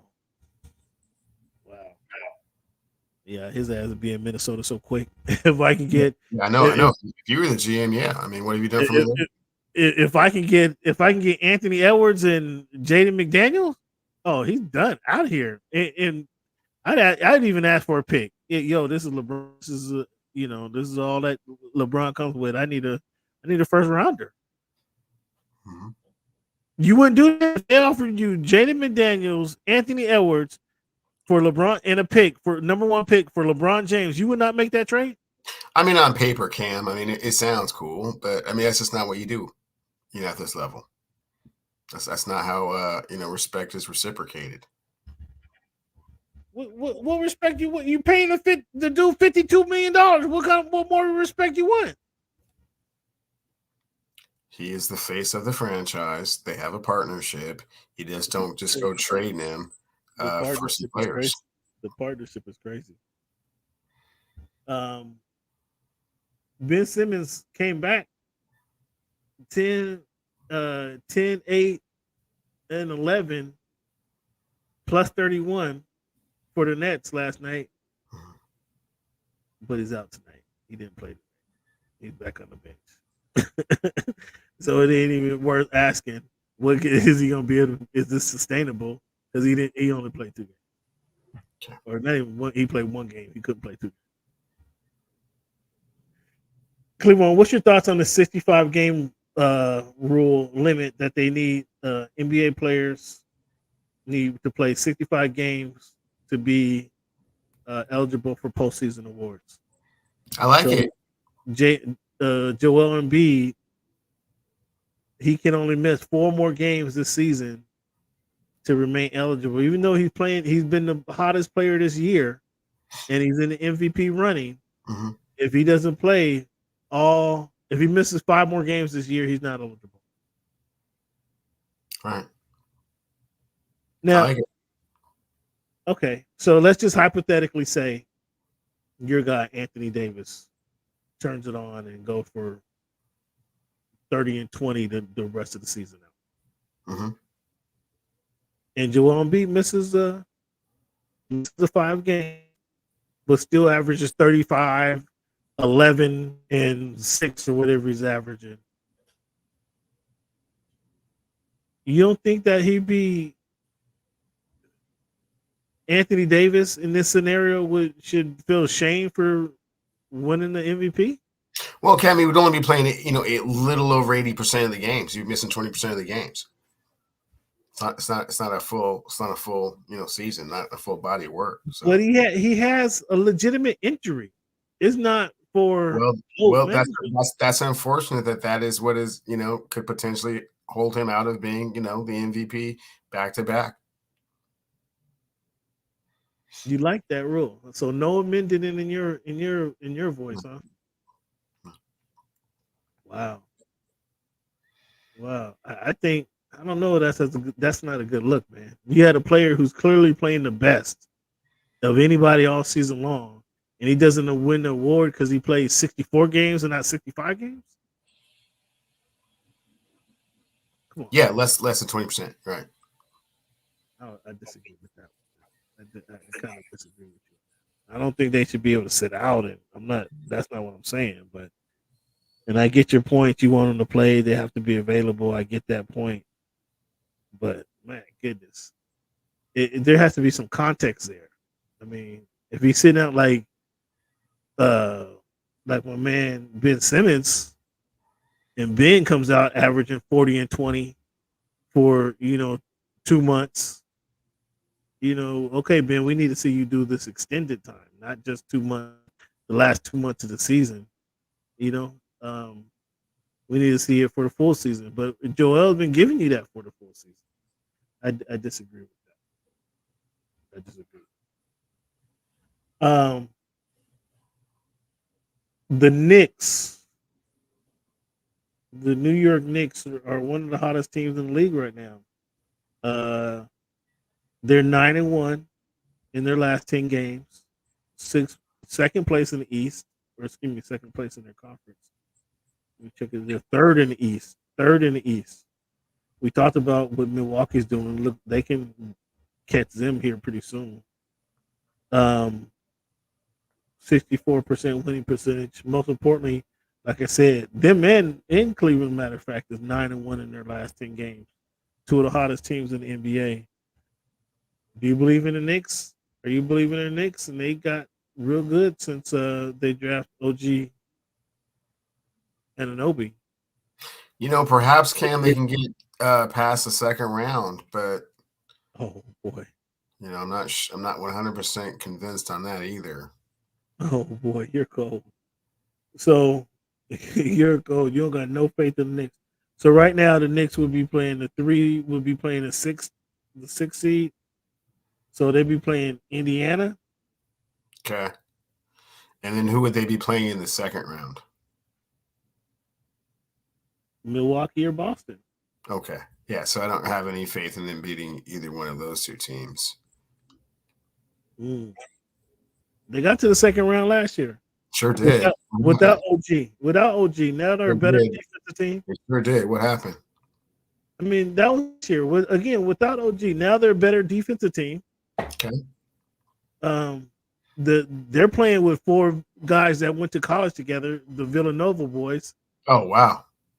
That cohesion. That familiarity. Mm-hmm. DiVincenzo, Brunson, Jason Hart. Who else is on it? Who else went to Villanova?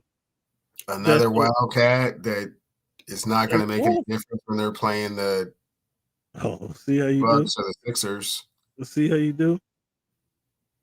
Who else went to DiVincenzo? I mentioned him. Josh Hart. Who else went to Villanova? And it don't matter. I mean, it's a cute story, but it don't matter. Ooh, that's cold, man. You're cold. Oh, the point guard Akinawa, or that's who went there. Great. So yeah, that's who was there. Who went to Villanova? Great college times. Oh, you're cold, man. You're low down. Believe in the Knicks. Playing they went 14 games, had the winning month the first time since 1994. Not impressed. That's impressive for the regular season. So tell me what you think this Horn Barrage went on score for 70, score 73, and B hit 70, Booker hit 60, Cat hit 60, 62. I told you this was last week, but I want to say this topic for you. I told you Karl Anthony Towns is not a winner, and he doesn't impact winning.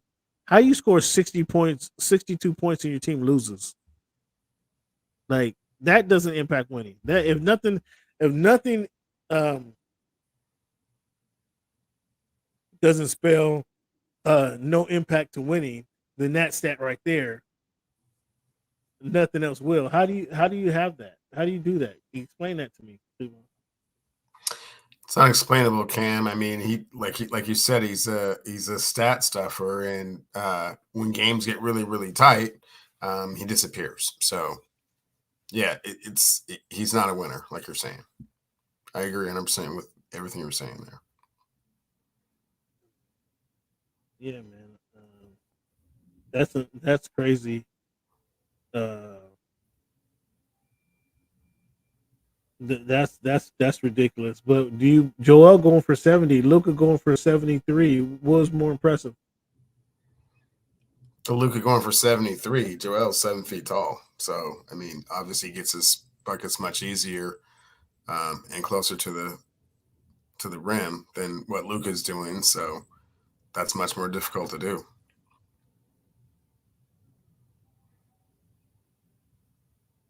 Cleveland, just for craps and grins right now. How many players have scored more than 60 points in the NBA? In the history of the NBA? Yeah.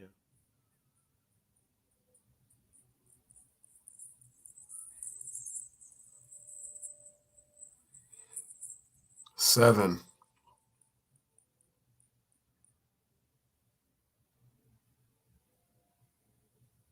Seven? I would say 7.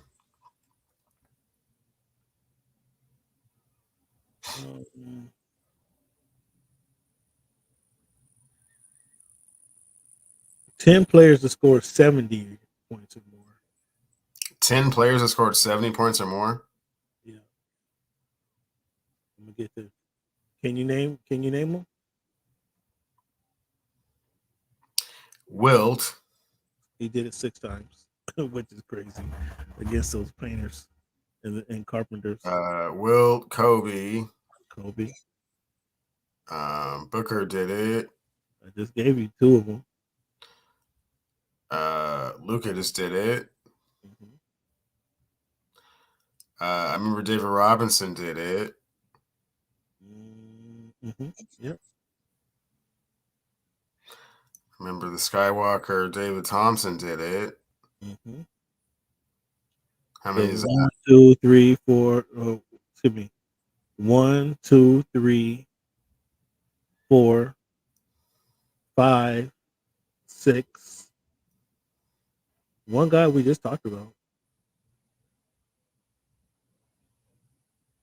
Then I named him. It was No, you didn't. Luka. You named Luka. sorry, Joel Embiid. Yeah, 7. So I'm 3 short.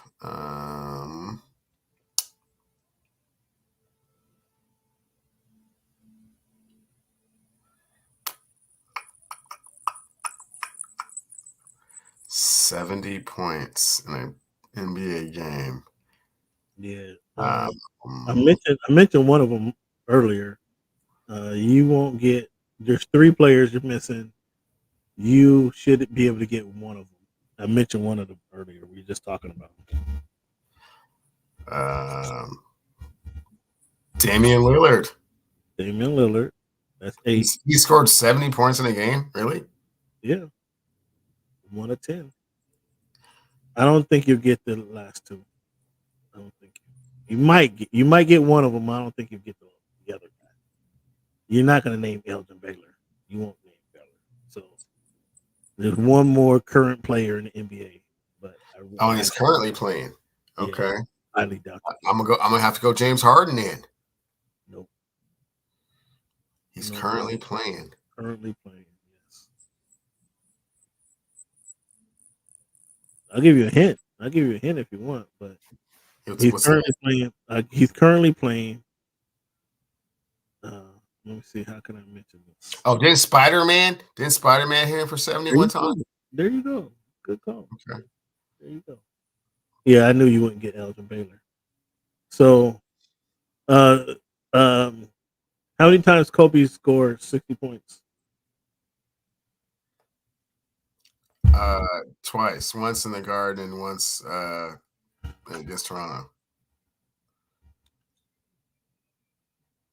Against Toronto, the 81. Yeah. You discounting Kobe. Kobe did it 6 times. Oh wow. Including the final game of his career. That wasn't 70 points. No, I said 60. How many times he scored 60? How many times Kobe scored 60 was the question. So you said twice. He did it 6 times, including the final game of his career. How many times Wilt score 60 points against those accountants and librarians that he was playing against? I'm gonna say at least 16 times, homie. That's all. 32 times Wilt scored 60 points against those librarians and substitute teachers and whatever, man. He was giving them the business. Whatever. He was giving them the business, man. 30. Boy, I tell you what. I was like the gym teacher when your gym teacher sits back and he start coming out there showing you what he could do. Wilt was like, "Yeah, let me show you this." Let me see. Kobe, how many? Or not Kobe, but Michael. How many times Jordan scored more than 60 points? 13 times. Only 5 times. He tied with somebody for 5 times. Who was he tied with? 5 times he's tied with George Gervin. No, George Gervin's not on this list. Ooh, George Gervin never scored 60 points? I'm looking at this list right here. 5 times he is tied. Well, I take that back. I'll take it back. He's not on this list here. Actually, he is not 5 times he is tied with Carmelo Anthony. Ooh. Carmelo only scored 62 points once. No, he's tied with Damian Lillard. Oh, wow. Elgin Baylor and James Harden are tied for scoring 60 points. How many times? 3 times. 4 times. 4 times. How many times Booker do it? 3 times.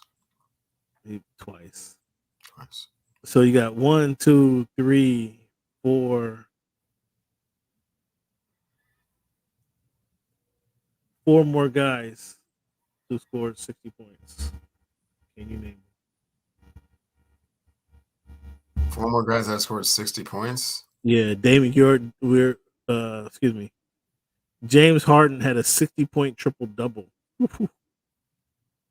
That's really giving somebody the business. But yes, there's 4 guys. Well, you name one of them. You name one of them in that list just moments ago. But including the guy you just named moments ago, there are 4 guys who scored 60 points. Yes.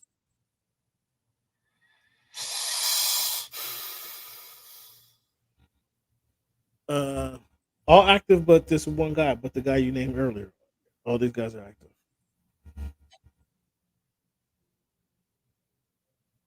You named Carmelo. Carmelo's the only inactive guy. Okay, so Carl Anthony, he's done it. So that's 4, actually. There you go, 4.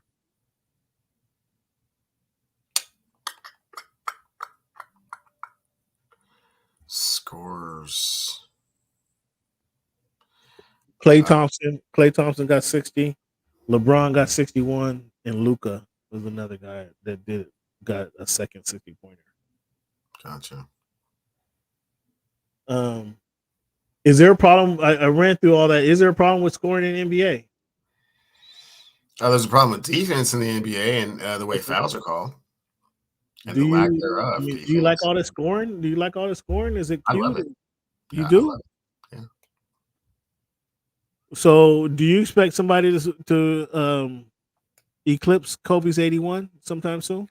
No, not really. You see, they get really, really tired once they get into like the 70s. It's I mean, Luka just scored 73. That was against the Hawks. He was 4 buckets away, and he was tired. And I don't know if he watched that game. But he was tired. He was tired of shooting. He was tired of shooting. It was efficient. It was an efficient 73, but he was starting to wear down for sure. Where were you when Kobe scored 81? Did you watch that game? Or did you watch the replay? I watched parts of that game. I remember him being really dominant, but not really understanding. Like, he just continued to just pour it on. I can just see someone getting 90, but not 100. So you got this season, Bootzilla, or next year? 90's a lot, man. 90's a lot. I mean, a lot. Like, did you watch the game against Toronto, though? Did you watch that game? Or yeah, I remember watching at least parts of it. I don't think I watched the whole entire game from beginning to end. I think I kind of started to pay more attention once I kind of got closer to what he was doing. Right. Okay, not this year. So I didn't watch the game. Lakers and Toronto, both that year, both of them kind of stunk. To be honest. But when you hear that he got 50 points, and then he got 60 points, it's worth turning on. So I turned it on the last quarter, and Kobe was giving him the business. He was giving Kobe being when he didn't have nobody to pass to.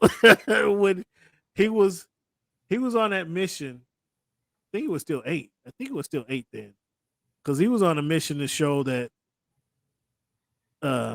he could do it without Shaq. So he was on a mission that 2007, 2008 season. He was on a mission. So I didn't watch. I picked up. I've seen the game actually a couple of times because in LA they replayed that game a bunch. but he was giving them the business, man. Kobe was a bad dude.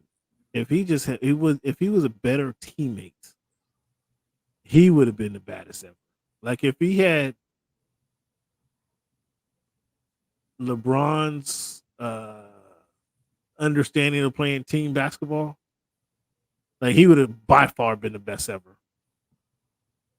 But he worked on his game so much, and I get it. If he put that much work in, and he was maniacal about getting 2 workouts again in a day, if he played better team basketball, he'd have been the best ever. He'd have been the best ever.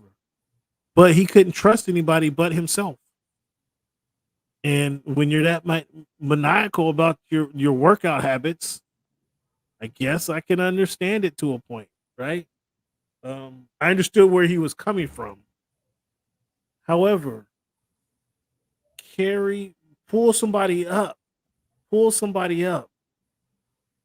and bring these teammates along with you. Bring somebody into the gym with you. Bring somebody into the weight room with you. You know, to drag these guys with you. But he tried to do it all on his own until Powell showed up. Well, I think he figured out that he couldn't do it on his own those couple years without Shaq. And then Powell showed up and it was like a relief. All right, now I got somebody who I can count on. And then he had to instill some toughness in the Powell because if you remember Phil slapping Powell on the chest.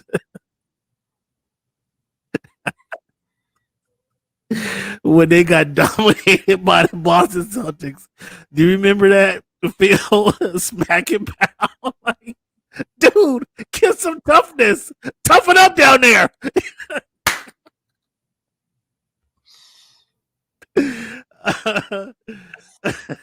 You guys retire Powell's jersey. That's ridiculous. But he knew then when Powell showed up, like he needed somebody. And they got him a good somebody who can play that low post position, who's not going to try to outscore Kobe, who's not going to try to outshine Kobe, and who's going to let Kobe yell at him. But you needed to drag somebody else with you, man. That's my only problem with Kobe. Do you agree or disagree with what I'm saying? I think he discovered very early on that there was no one that had the mindset and the drive that he had. So asking that is just would be futile. Very, very similar to Michael Jordan. You know, there's only been two players in the history of the NBA to have that mentality. And, you know, when Kobe's, you know, Michael was able to get it out of Pippen. When Kobe's practical joke is, yeah, you know, I'll show up, you know, let's go practice at 3:30. You go, oh, okay. And then, you know, you thinking he's meeting 3:30 in the afternoon and he shows up at your house at 3:30 in the morning and you just already see the difference. I mean, I'm not mad at it. If you're asking someone to be as committed and as dedicated and as disciplined as Kobe Bryant, then you're setting them up for failure. I'm asking Kobe to be a better teammate and drag somebody with you, understand people better. But his level of expectation is unrealistic in the same way that it was unrealistic for Michael Jordan. It wasn't unrealistic for Michael Jordan. He got the best out of Scottie. Scottie was his number one henchman, and the rest of them all lived in fear. You watched The Last Dance. You watched every episode. I did. Okay. He got the best out of Scottie. However you want to say it, he got the best out of Scottie. Okay. And who else? It doesn't matter. Clearly he got the best out of Steve Kerr. Clearly he got the best out of Paxson. Yeah, well, I mean, you know, Kobe could have went all Al Capone on him like Jordan, but I mean, it was a different time. I mean, there was he did the best that he could. Those guys were not as dedicated to the craft as I mean, that was the problem with, and that's why I was a Kobe over Shaq guy, because Shaq didn't work hard, Kobe worked hard, and that was the divide right there. That was a clear divide. Kobe was practicing after they won the championship, and this is I'm not gonna go too long on Kobe, but after they won the first championship. I mean, Kobe, the number 8 was a dog, man. He was hungry, he was good, and he was talented, right? After winning the first championship, Kobe came back and put 20 pounds of muscle on for round 2. Once he did that, man, he was like, whew, whew. Number 8 was already a monster when they won the first one. Then he goes and put muscle on at what, 22, 20, 20, 21, 22 years old? Then he adds 20 pounds of muscle with the jumper, more refined jumper, and a skill set that nobody could already contend with. They win their second one because Shaq is the most dominant.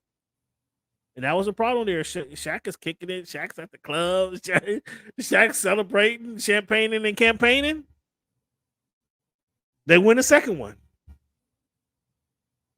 Going into that third year, Kobe adds a 3-point shot. Now he becomes deadly at the 3. So not only do you have this guy who can do everything with the ball, who last season added 20 pounds of muscle, now he can do everything with the ball, and now he has a 3-pointer. Like, Kobe was just incredible. Absolutely incredible. Why Shaq is still champagning and campaigning. Shaq adds 20 pounds of fat. He kicking it at the club. The most dominant ever, wins 3 MVPs, etc. I understood. Just like we talked about the Cowboys earlier, how that dynasty could have continued. And Kobe drug Shaq's fat ass to the gym. And they got along better. So partly part of Shaq, part of Kobe. But if Kobe convinced Shaq to work out some, go wake him up at 4:30 in the morning, man, and I'm not a Laker fan. And I refused to jump on that bandwagon when I was in LA. I would just absolutely refuse to jump on the bandwagon with all you BS Laker fans. Nobody was rooting for Eddie Jones. Nobody was rooting for Nick Van Exel. Nobody would know. There was no Laker fans with Eldon Campbell jerseys on. That was a cold-blooded team. But as soon as Shaq and Kobe come, now all of a sudden they just start coming out of the woodwork. The flags start going up all over the city. You know, it's springtime. Like in Seattle, you know it's fall when the leaves start falling, right? You know, you see leaves all over the place and the trees start changing colors and everything. You know it's springtime in LA when Laker flags start going up on the cars and everything else. Man, I haven't seen the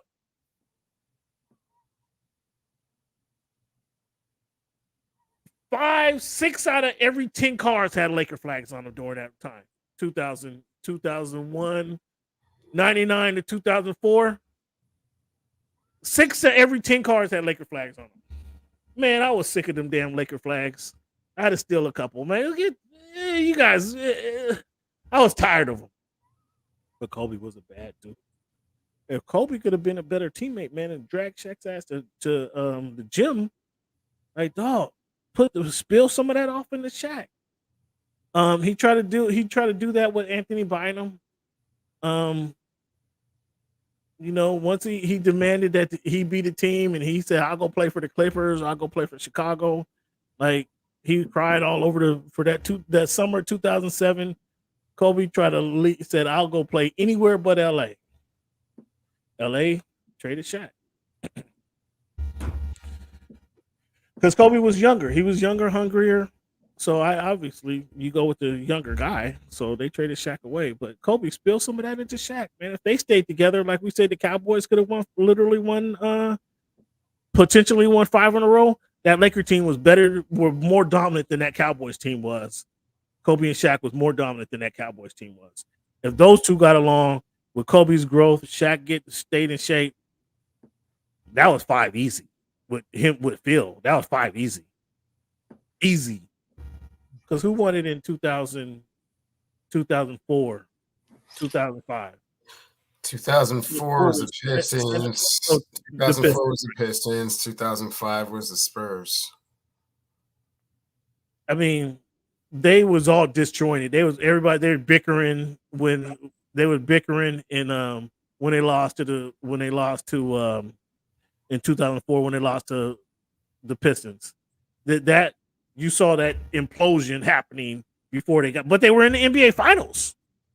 That implosion was happening as they get to the NBA Finals with Karl Malone and with Gary Payton on the team. That implosion was happening as they got to the NBA Finals. The Spurs they didn't want. Once Shaq left, I mean the Lakers couldn't contend. But had those two stay together, oh my goodness, because Kobe was only getting better, man. Kobe was only getting better, and once Shaq was out of there,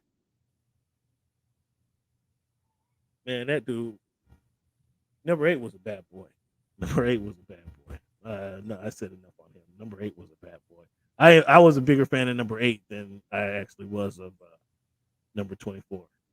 Number 8 was a bad man. Cleveland, another quiz session for you. Can you name? I'm looking at the top selling jerseys in the NBA. I'm looking at the top. What do I got here? What's the list here? Got the top 15 jerseys in the NBA. How many can you name? In order or no, just how many of the top 15 can you name? Good call, Boots. Go ahead, try it. I say I'll predict right now out of 15, you say you can name 10. Look at the top 10. So you'll miss one of these top 10 for sure. Top 15, you'll miss three of the top 15. I say you missed 3 of the top 15. That's a pretty good number though, but I mean, I'm just saying there's one of the top 10 you won't get. You definitely won't get 2 of the top 15. So go ahead. LeBron. Who's buying LeBron jerseys? Is he on the list? He's number 3. Okay. Luka. Luka's number 6. Let's see here. Joker. He's number 14. Okay, that's 3. Steph Curry. He's number 1. Another reason I don't think they'll trade Steph. He's the number 1 jersey seller in the league. Why are they going to trade? So I'm at 4. Chet Holmgren. And okay. Victor Wembanyama.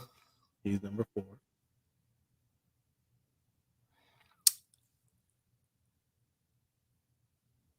Joel Embiid.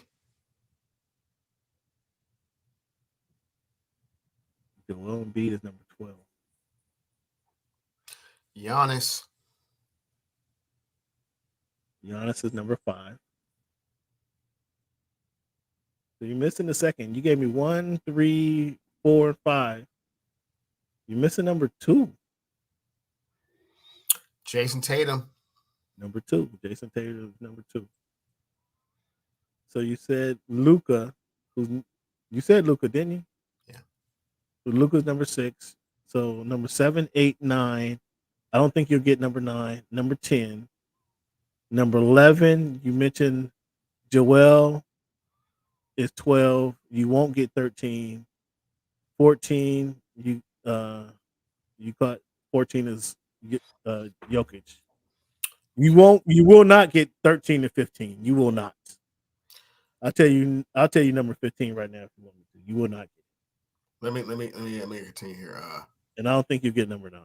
Anthony is Ant-Man popular yet? He's not on the list. Not on the list. Tyrese Halliburton, is he popular yet? He's not on the list. Okay. Nope.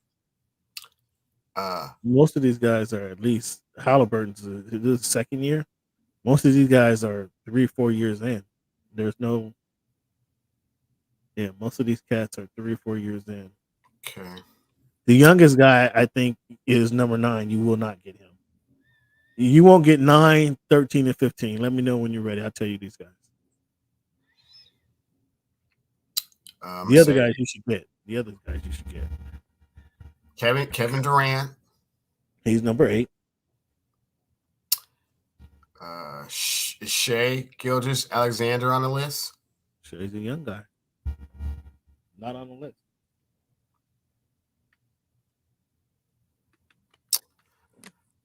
So how many is that? How many is that? You only get 3. That was 3. Go ahead. That was it? Go ahead and fill it out. So I knew you wouldn't get De'Aaron Fox at number 15. I absolutely knew that. I'm not going to get that one.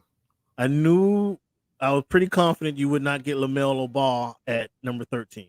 No, I was not going to get that either. You missed John Moran at 11. I know it. I was thinking, but I was like, You missed John Moran at 11. You said Kevin Durant at 8. You didn't say Devin Booker at 7. I didn't think he was that popular. Number 9, I knew you would not get Tyrese Maxey at number 9. I knew that.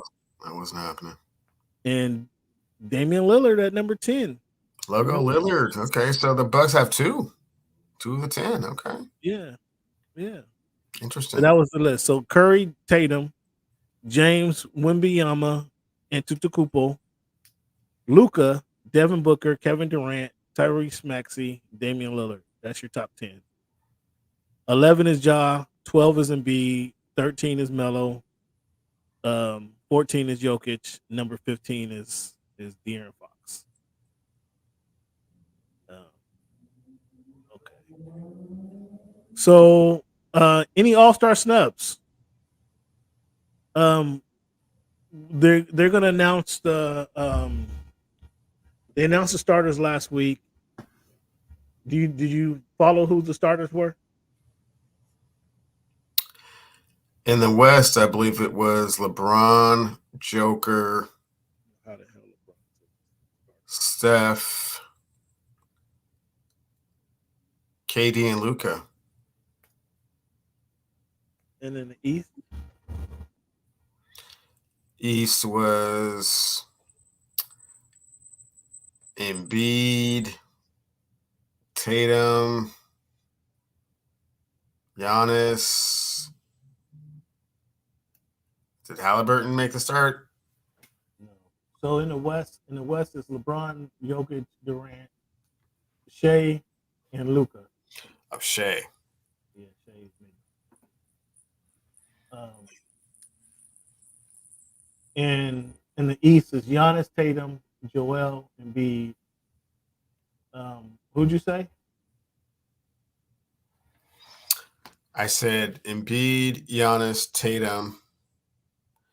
Did Halliburton make it? Halliburton and Lillard. Okay. Who was snubbed was I think Brunson should have been in there instead of Lillard. Brunson, again, we talked about what the Knicks are doing. I think he should have been in there. Tyrese Maxey, he probably should have been in there. He could have been in there as well ahead of Lillard. Lillard is name recognition, but Milwaukee 112, Portland 115, a minute and a half to go. Lillard is coming up court. Looked like he was about to pull a 3. Let's see what they do here. Lillard's driving to the basket. Oh, he dunks it with the right hand, goes up, pulls him within 1 point. That was a kind of surprising dunk. Lillard went to the hole like he typically does and just jams it. So they're down 1 with right here at a minute to go. Anthony Simons at the top of the key. Oh, and who's this get the steal? That was number 5. Who is that?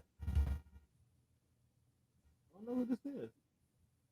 Got a steal. Whoever is playing great defense got a steal as they're trying to get it to the big deal. I'm not sure who this is. Number 5, whoever, Beasley. Okay, Beasley playing defense here late in the game, trying to change the tide. So now Giannis goes for the alley-oop, gets fouled. They said the basket was good, it looked like. But no, apparently it didn't go in. So Giannis is going to the line, down. On the inbounds pass, they run that kind of alley oop. Oh, he almost made it. He almost dunked it. He tried to dunk it on the inbounds pass. He tried to dunk it, and that's not a shooting. He should be at the line. I don't know what the deal is. He should. Giannis would miss at least one. He should have been at the line. I don't know if they're looking at this or not, but he tried to catch it and alley oop it.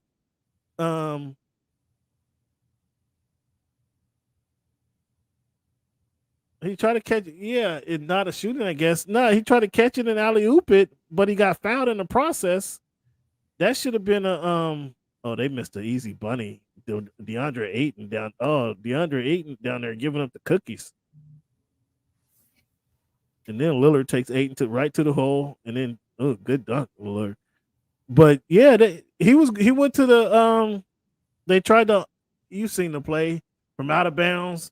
They lobbed it into Jokic or to Giannis. He catch it, and then he tried to like do a dunk on it, but he got fouled. He should have been shooting. That should be a shooting foul. But I guess they're saying he didn't have possession, so it's not. But that looked like it should have been a shooting foul. Now 53 seconds. The ref is explaining to him right now. 53 seconds. Milwaukee down by 1 to Portland. Again, this is a sad state of affairs, man. This is why we can't trust the Milwaukee Bucks, because you're losing to a team who has 15 wins. Shame on you guys. What are you looking forward to most in the All-Star game? Although we're still a week away from the All-Star game, a couple weeks away. All-Star weekend. Steph versus Sabrina. Oh, you want to see that? Oh yeah. Oh, here they go. They got a defense. They got a style. They got Damian chucks up a 3. He misses it. They go get a steal, and then they alley oop to Giannis to take the lead. So it's a 1-point game. 35 seconds left. Look at Milwaukee playing some defense. Although late in the game. Anthony Simons is at the top of the key. 25 seconds left. How much time? 9 seconds on the shot clock. Here we go. Count down. Anthony Simons is. Oh, he walked. Yeah, he tried to. Yeah. I have to see that again. That looked like a walk. He was driving and gave somebody a Euro step, but he took the extra step. That looked like a walk. That looked like. So yeah, whoever this Max Beasley has got another steal late in the game. Yeah, that kid. So one. That looked like a walk to me. It was a Euro step. He did the dribble to the left, put it to the left elbow, gathered, took an extra step, and then got a shot off. That was a walk. That looked like a walk to me, fans. I don't know if anybody's tuning in to see that. He did the Euro step, but he drove to the left elbow, stopped 2 feet, gathered himself, then took another step. And got off the shot because he walked. That's why nobody was there to defend. That's how he got so open. That was a walk. That was a walk to me. Okay, yeah, Steph against Unescu. Yeah, that's gonna be good. And Unescu says she's gonna shoot from the 3-point line, but then do you expect her to shoot with the women's ball or men's ball? That was my next question. If you go shoot ball, why would she shoot with the men's ball? And furthermore, I'm kind of surprised she's actually shooting from the men's 3-point line. Why don't she shoot from her own 3-point line? Because she want to add something to it. She want to add something to it. That's not going to be nearly as competitive. So you step out here. You're gonna shoot from the men's line. Use a men's ball. Impress us. Or if Steph shot with the women's ball, would that be? I mean, that's gonna throw him off a little bit too. Would that be? Would that be too much to ask? Yeah, shoot with the basketball. Robbins, Brooke Lopez had a kind of open 3-point shot and missed it. Milwaukee's about to lose this game because Anthony Simons. You gotta wait till you see the play. Anthony Simons walks to get the game-winning shot or the go-ahead bucket. They pass it. They pass it to Damian. They D him up. He kicks it out to Robbins, who goes pump fake and a step back three. He misses it, and that could be the ball game. 5 seconds left, so they'll play the foul game right now. But 5 seconds left, the Portland Trailblazers are up by 1, so they'll play the foul game. Hope they miss. I'll keep you guys updated. But do you think? Yeah. 25 years ago, that was a travel. That was a travel today, man. That was a travel. Did you see the play, Bootszilla? That was a travel today. That he traveled. That's why it was so wide open. I think that was a travel today. Wait till you see the play, Cleveland. Because you're definitely gonna see the game when he played. He dribbled to the left elbow, stopped, gathered himself 2 feet down, and then took another step and shot the ball. That was a travel. How was that not called a travel? Yeah, it was a travel. Yeah, it was a travel. I mean, that's how it was wide open. Like that's how he got wide open because it was a travel and nobody was there. So yeah, Steph against UNESCO. So if she shot from the 3-point line and he shot with the women's ball, do you think that would not even it out? I don't want to say even it out, but do you think that would throw him off a little bit if he shot with a women's ball, not the men's ball? Yeah, these are professionals. You don't change the ball that you're shooting with. What I'm saying, try to give her an advantage of some sort. Yeah, she should shoot. I agree with you. She should shoot from shoot from her line. I mean, she did go what? 28 of 30. There's 30 balls, right? She did go 28 to 30, right? I never seen Steph go 28 to 30. I think his most was 25 or 26, right? If I remember correctly. So, yeah, that's going to be interesting. Does the NBA move the 3-point shooting contest to the end of the night? Did they go? No, they're still the same order. It's still the skills competition, then the dunk, then the 3-point shooting contest, then the shooting contest. The 3-point shooting contest and the slam dunk contest. Yeah, what I say? How did I say? The skills competition, 3-point shooting contest, and then the dunk contest. Do they move that 3-point shooting contest to the last play of the night to close out the night? No. I mean, who's going to be in the dunk contest? Do we know? We're not sure. No, I mean, come on, guys. So you're not looking forward to the Rising Star game? I mean, Wemby and Chet on the same team. I think they should do it differently. I don't think they should be on the same team because they're rivals, man. Keep those guys playing rivals because they're Western Conference cats. I mean, But no, they're rookies. They're rookies playing against the second teamers, the sophomores. So it's still, rookie sophomore. Oh, right, sure, right, gotcha. Yeah, no. I mean, how can you put them on different teams? They're both. Chet's not really a rookie. Chet's not really a rookie. Chet's really a rookie. I'm not buying it. Chet didn't play last year. I'm not buying it. Oh,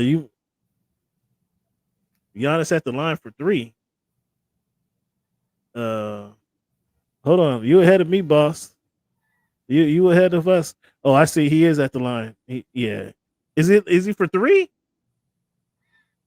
Oh, sit down by 3. Yeah, he's at the line down by 3. Yeah, he ain't gonna make. I mean, Giannis ain't hitting the free throws. Well, let's see what he do. 2.8 seconds to go. Down 2. He misses the first one. Clang clang. Clang clang. Well, then there's no strategy there. Yeah. It was clang clang. I mean, you can't. Yeah, there's 2.8 seconds to go. Yeah, this is a down by 3. This is a done dilly. Here he's working out his free throw shot right here. Let's see. I mean, Giannis is still a specimen though. Oh, clang clang again, and Portland got the ball, and it's game time. And it's game time. Yep, you got it. I mean, we kind of can speculate Giannis missing one, and it was a big old brick too. It wasn't a soft one that just barely lipped out. It was a clang clang clang. Yeah, so that game's over. Milwaukee loses to Portland, and Dame's return to them. to the Rose Garden. But yeah, I want to keep those guys on a different court, on a different team. Wemby versus Chet. Keep those guys on a different court. Let's see. The Lakers, man, you Lakers are pathetic. Lakers are pathetic. So let's move on past it. You want to speed through the show, man? You want to take a break? Yeah, quick 45. Yeah, take a hop.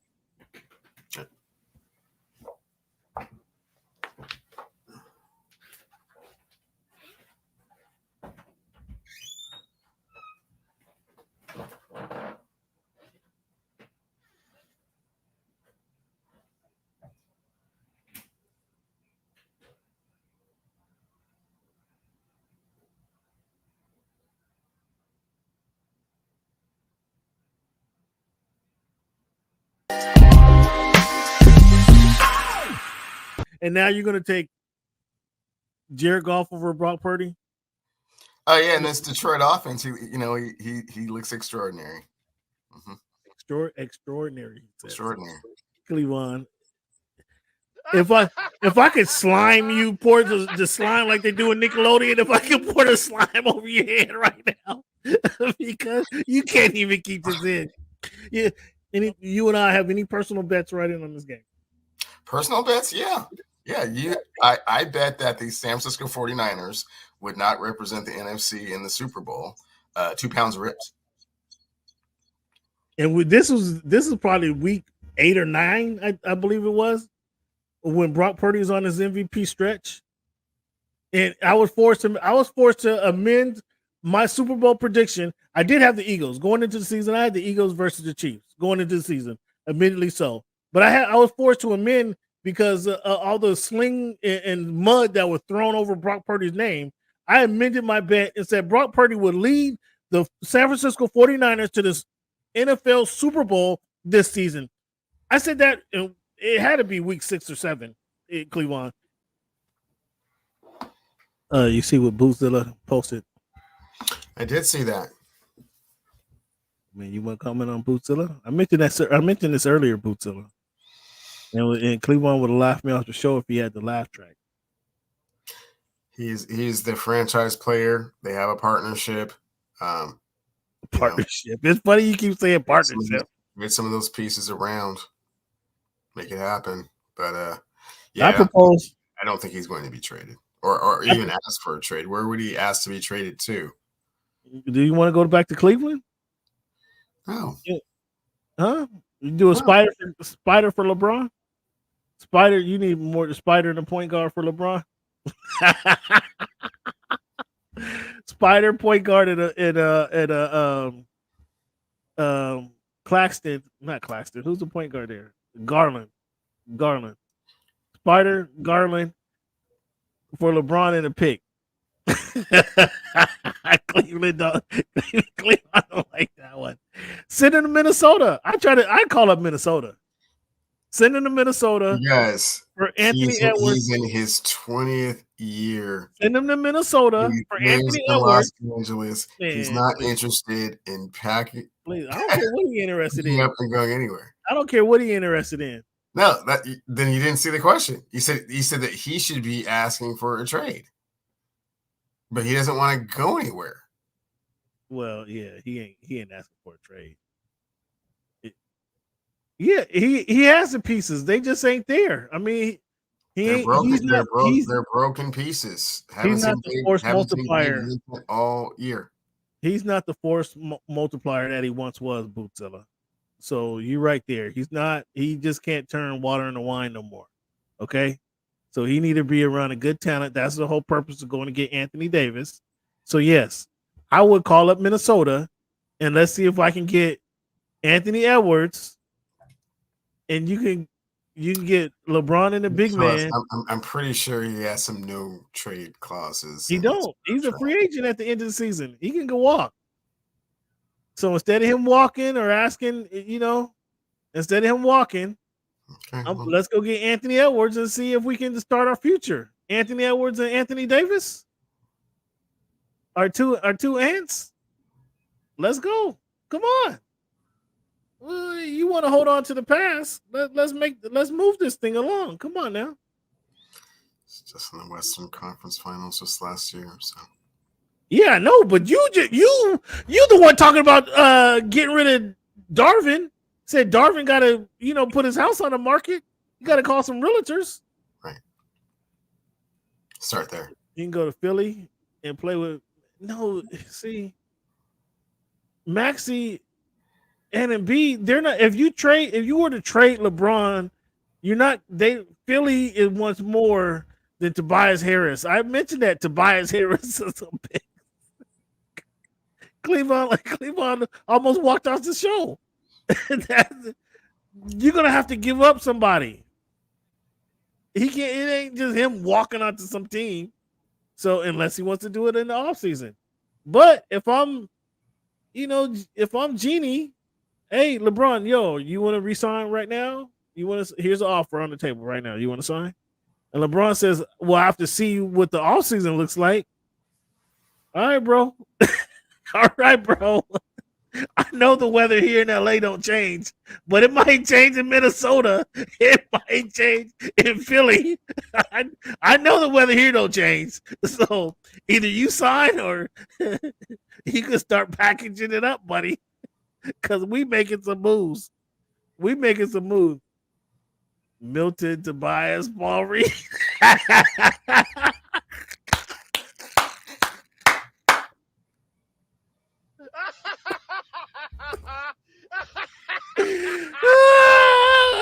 I hear you, Bootzilla.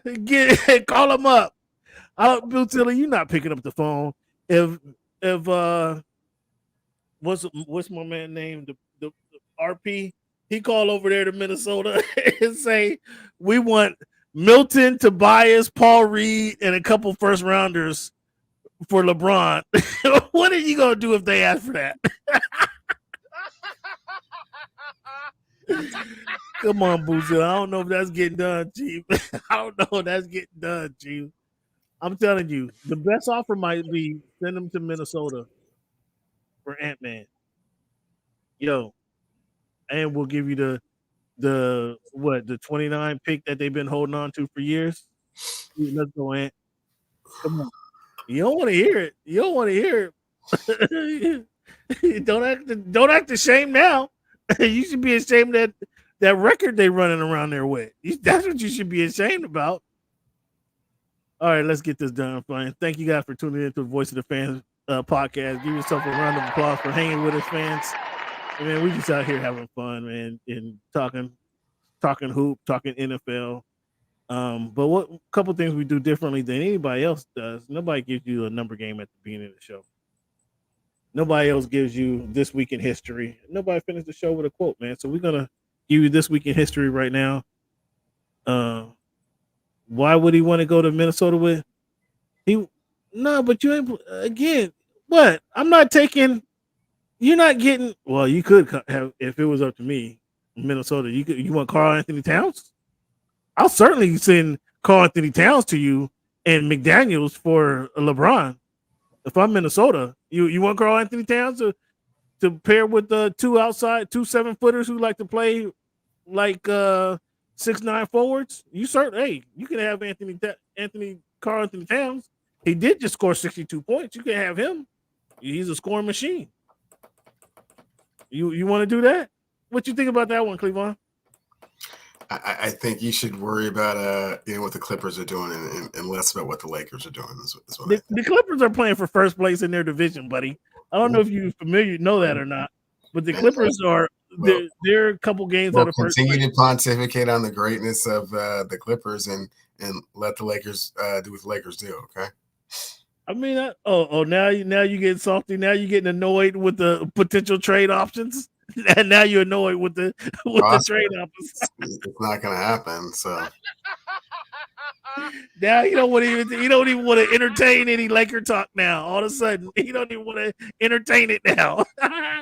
Funny how that works. So since you wanted to know, since you asked, I mean, I wasn't going to bring it up, but since you asked, the Los Angeles Clippers are 31-15 after winning tonight, sir. 8-2 in their last games. They're two games out of first place. Nice. 2 games out of first place. I mean, since you asked, I wasn't gonna bring them up. Clicking on all cylinders. Pretty much. I mean, pretty much. They're comfortably in the playoffs right now, while that other team is toiling around under 500 in the play-in tournament. Under 500, I said. Okay. Somebody gonna have to make some changes. Somebody gonna have to make some changes down there. Fans, January 30th, 1858, William Wells Brown published the first black drama, Leap to Freedom. January 31, 1934, Etta Moulton sings for President Roosevelt at the White House dinner, becoming the first African American celebrity to perform at the White House. February 1, 1965, Alabama official arrests 700 blacks as they demonstrate against state voter registration requirements in Selma, Alabama. Went to Selma last week, man. Crossed the Edmund Pettus Bridge. Very disappointed in Selma in the way that looks. Very disappointed in Selma in the way that looks. I mean, I would think at least that's an historic landmine or landmine, a historic landmark. I would think Selma would at least dress up that initial intersection when you cross over into Selma over the little river there. I would at least think they'd dress that up and have at least some decent looking shops that are open and representative of the community. That initial intersection is ridiculous.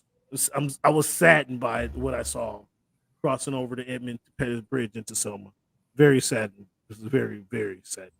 Very sad. I mean, very sad by that. I can't say it enough. Did I say I was very saddened by by the look? Yeah. My goodness. Or lack thereof, I should say. I mean, it was a look, but it was just not a very good look. Very disappointed in the state of Alabama, Selma. Terribly sad. Oh my goodness.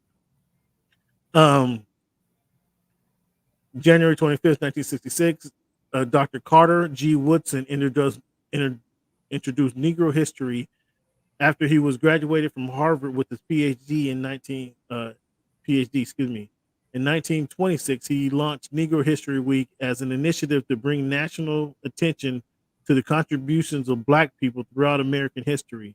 It became a month-long celebration in 1976, which is now we know Black History Week. So that was Dr. Carter G. Woodson. February 4th, 2007, Tony Dungy became first African-American head coach to win a Super Bowl after when his Colts beat the who? Chicago Bears.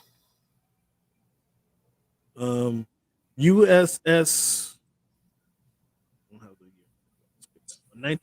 January 31, 1988, Doug Williams became the first African-American quarterback to play in the Super Bowl. Williams led the Washington Redskins to a win in Super Bowl 22, I think it was. He was also named MVP. That was a game where everybody thought his knee was torn, right? And he came back and just was killer the rest of the games. January 30th, 2000, the Rams beat the Titans. Do you have the Rams beat the Titans? So the Rams, the greatest show on turf, comes down to the final tackle in one game, and then a field goal in the next game. Like, to be considered the greatest show on turf, they didn't win a Super Bowl. They should have been walked away from the Super Bowl, wouldn't you think? They only went to 2, and both of them were last nail biters. He retired Haslam's jersey. What you think of that? Fair or foul? Retiring Udonis Haslam's jersey. That's fair. Tara Vanderveer is now the winningest coach in college basketball. What's your thoughts on that? Good for Tara? Good for her. Sustained greatness. You know, it's a record that's very difficult to get to and almost impossible to,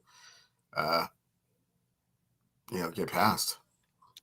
You weren't here, but last week the Major League Baseball announced their Hall of Fame inductees. Helton, Beltran, and Mauer. Were you surprised that any of those guys got in? Or were you more surprised by those who did not get in? I was surprised all those guys got in. I mean, I think all of those guys are kind of fringe Hall of Famers at best. Andrew Jones, how is he not in the Hall of Fame? Gary Sheffield, he's caught up in the steroid scandal with Alex Rodriguez, who also did not get in. But how is Andrew Jones not in? He didn't have that many stellar seasons. I mean, the Hall of Fame criteria for baseball is far more stringent than any other sport. So, but he was a part of that. He was a part of that. No, he wasn't part of the '90s rotation. Huh? He came in late that year, and then they weren't very good most of his years in Atlanta, right? No, they were always pretty good. I mean, he was a decent outfielder, and I mean, he had some years where he had some pop, but I mean, just not a lot of them. Are you excited for Keith Thurman versus Tim Zoo on Thursday night before the Super Bowl? Or excuse me. Teofimo, your guy, Teofimo Lopez and Jermaine Ortiz Thursday night before the Super Bowl. Are you excited for that? Oh, I'm always excited when female fights. Yeah, Keith Thurman, Tim Zoo. That'll be a better fight than Lopez and Ortiz. Rolly and Pitbull, they fight on March 30th. The Orioles selling for $1.75 billion. Surprised by that? I thought that was a little light, considering that you get Camden Yards and the team. So yeah, $1.7 billion. What have the Orioles done for? Do they deserve to be sold for $1.7 billion? They're a major league franchise. There's only 30 of them. Man, I mean, you thought that was light for the Orioles? Well, that was kind of light for the Orioles, yeah. I mean, you make it sound like the Orioles got 3 or 4 championships hanging up in their front office. They do have 3 or 4 championships hanging in their front office. When is the last time the Orioles won a championship? They got American League championships? They won the World Series in '83.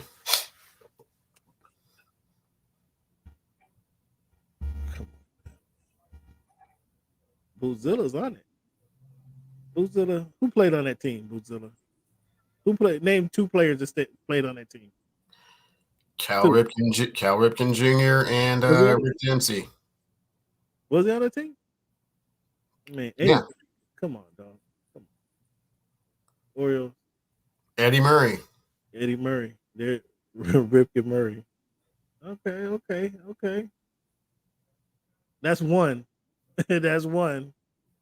I don't know if they got many more than that. Palmer, was he on that team? Was that the? I think that's a little past his time. Okay.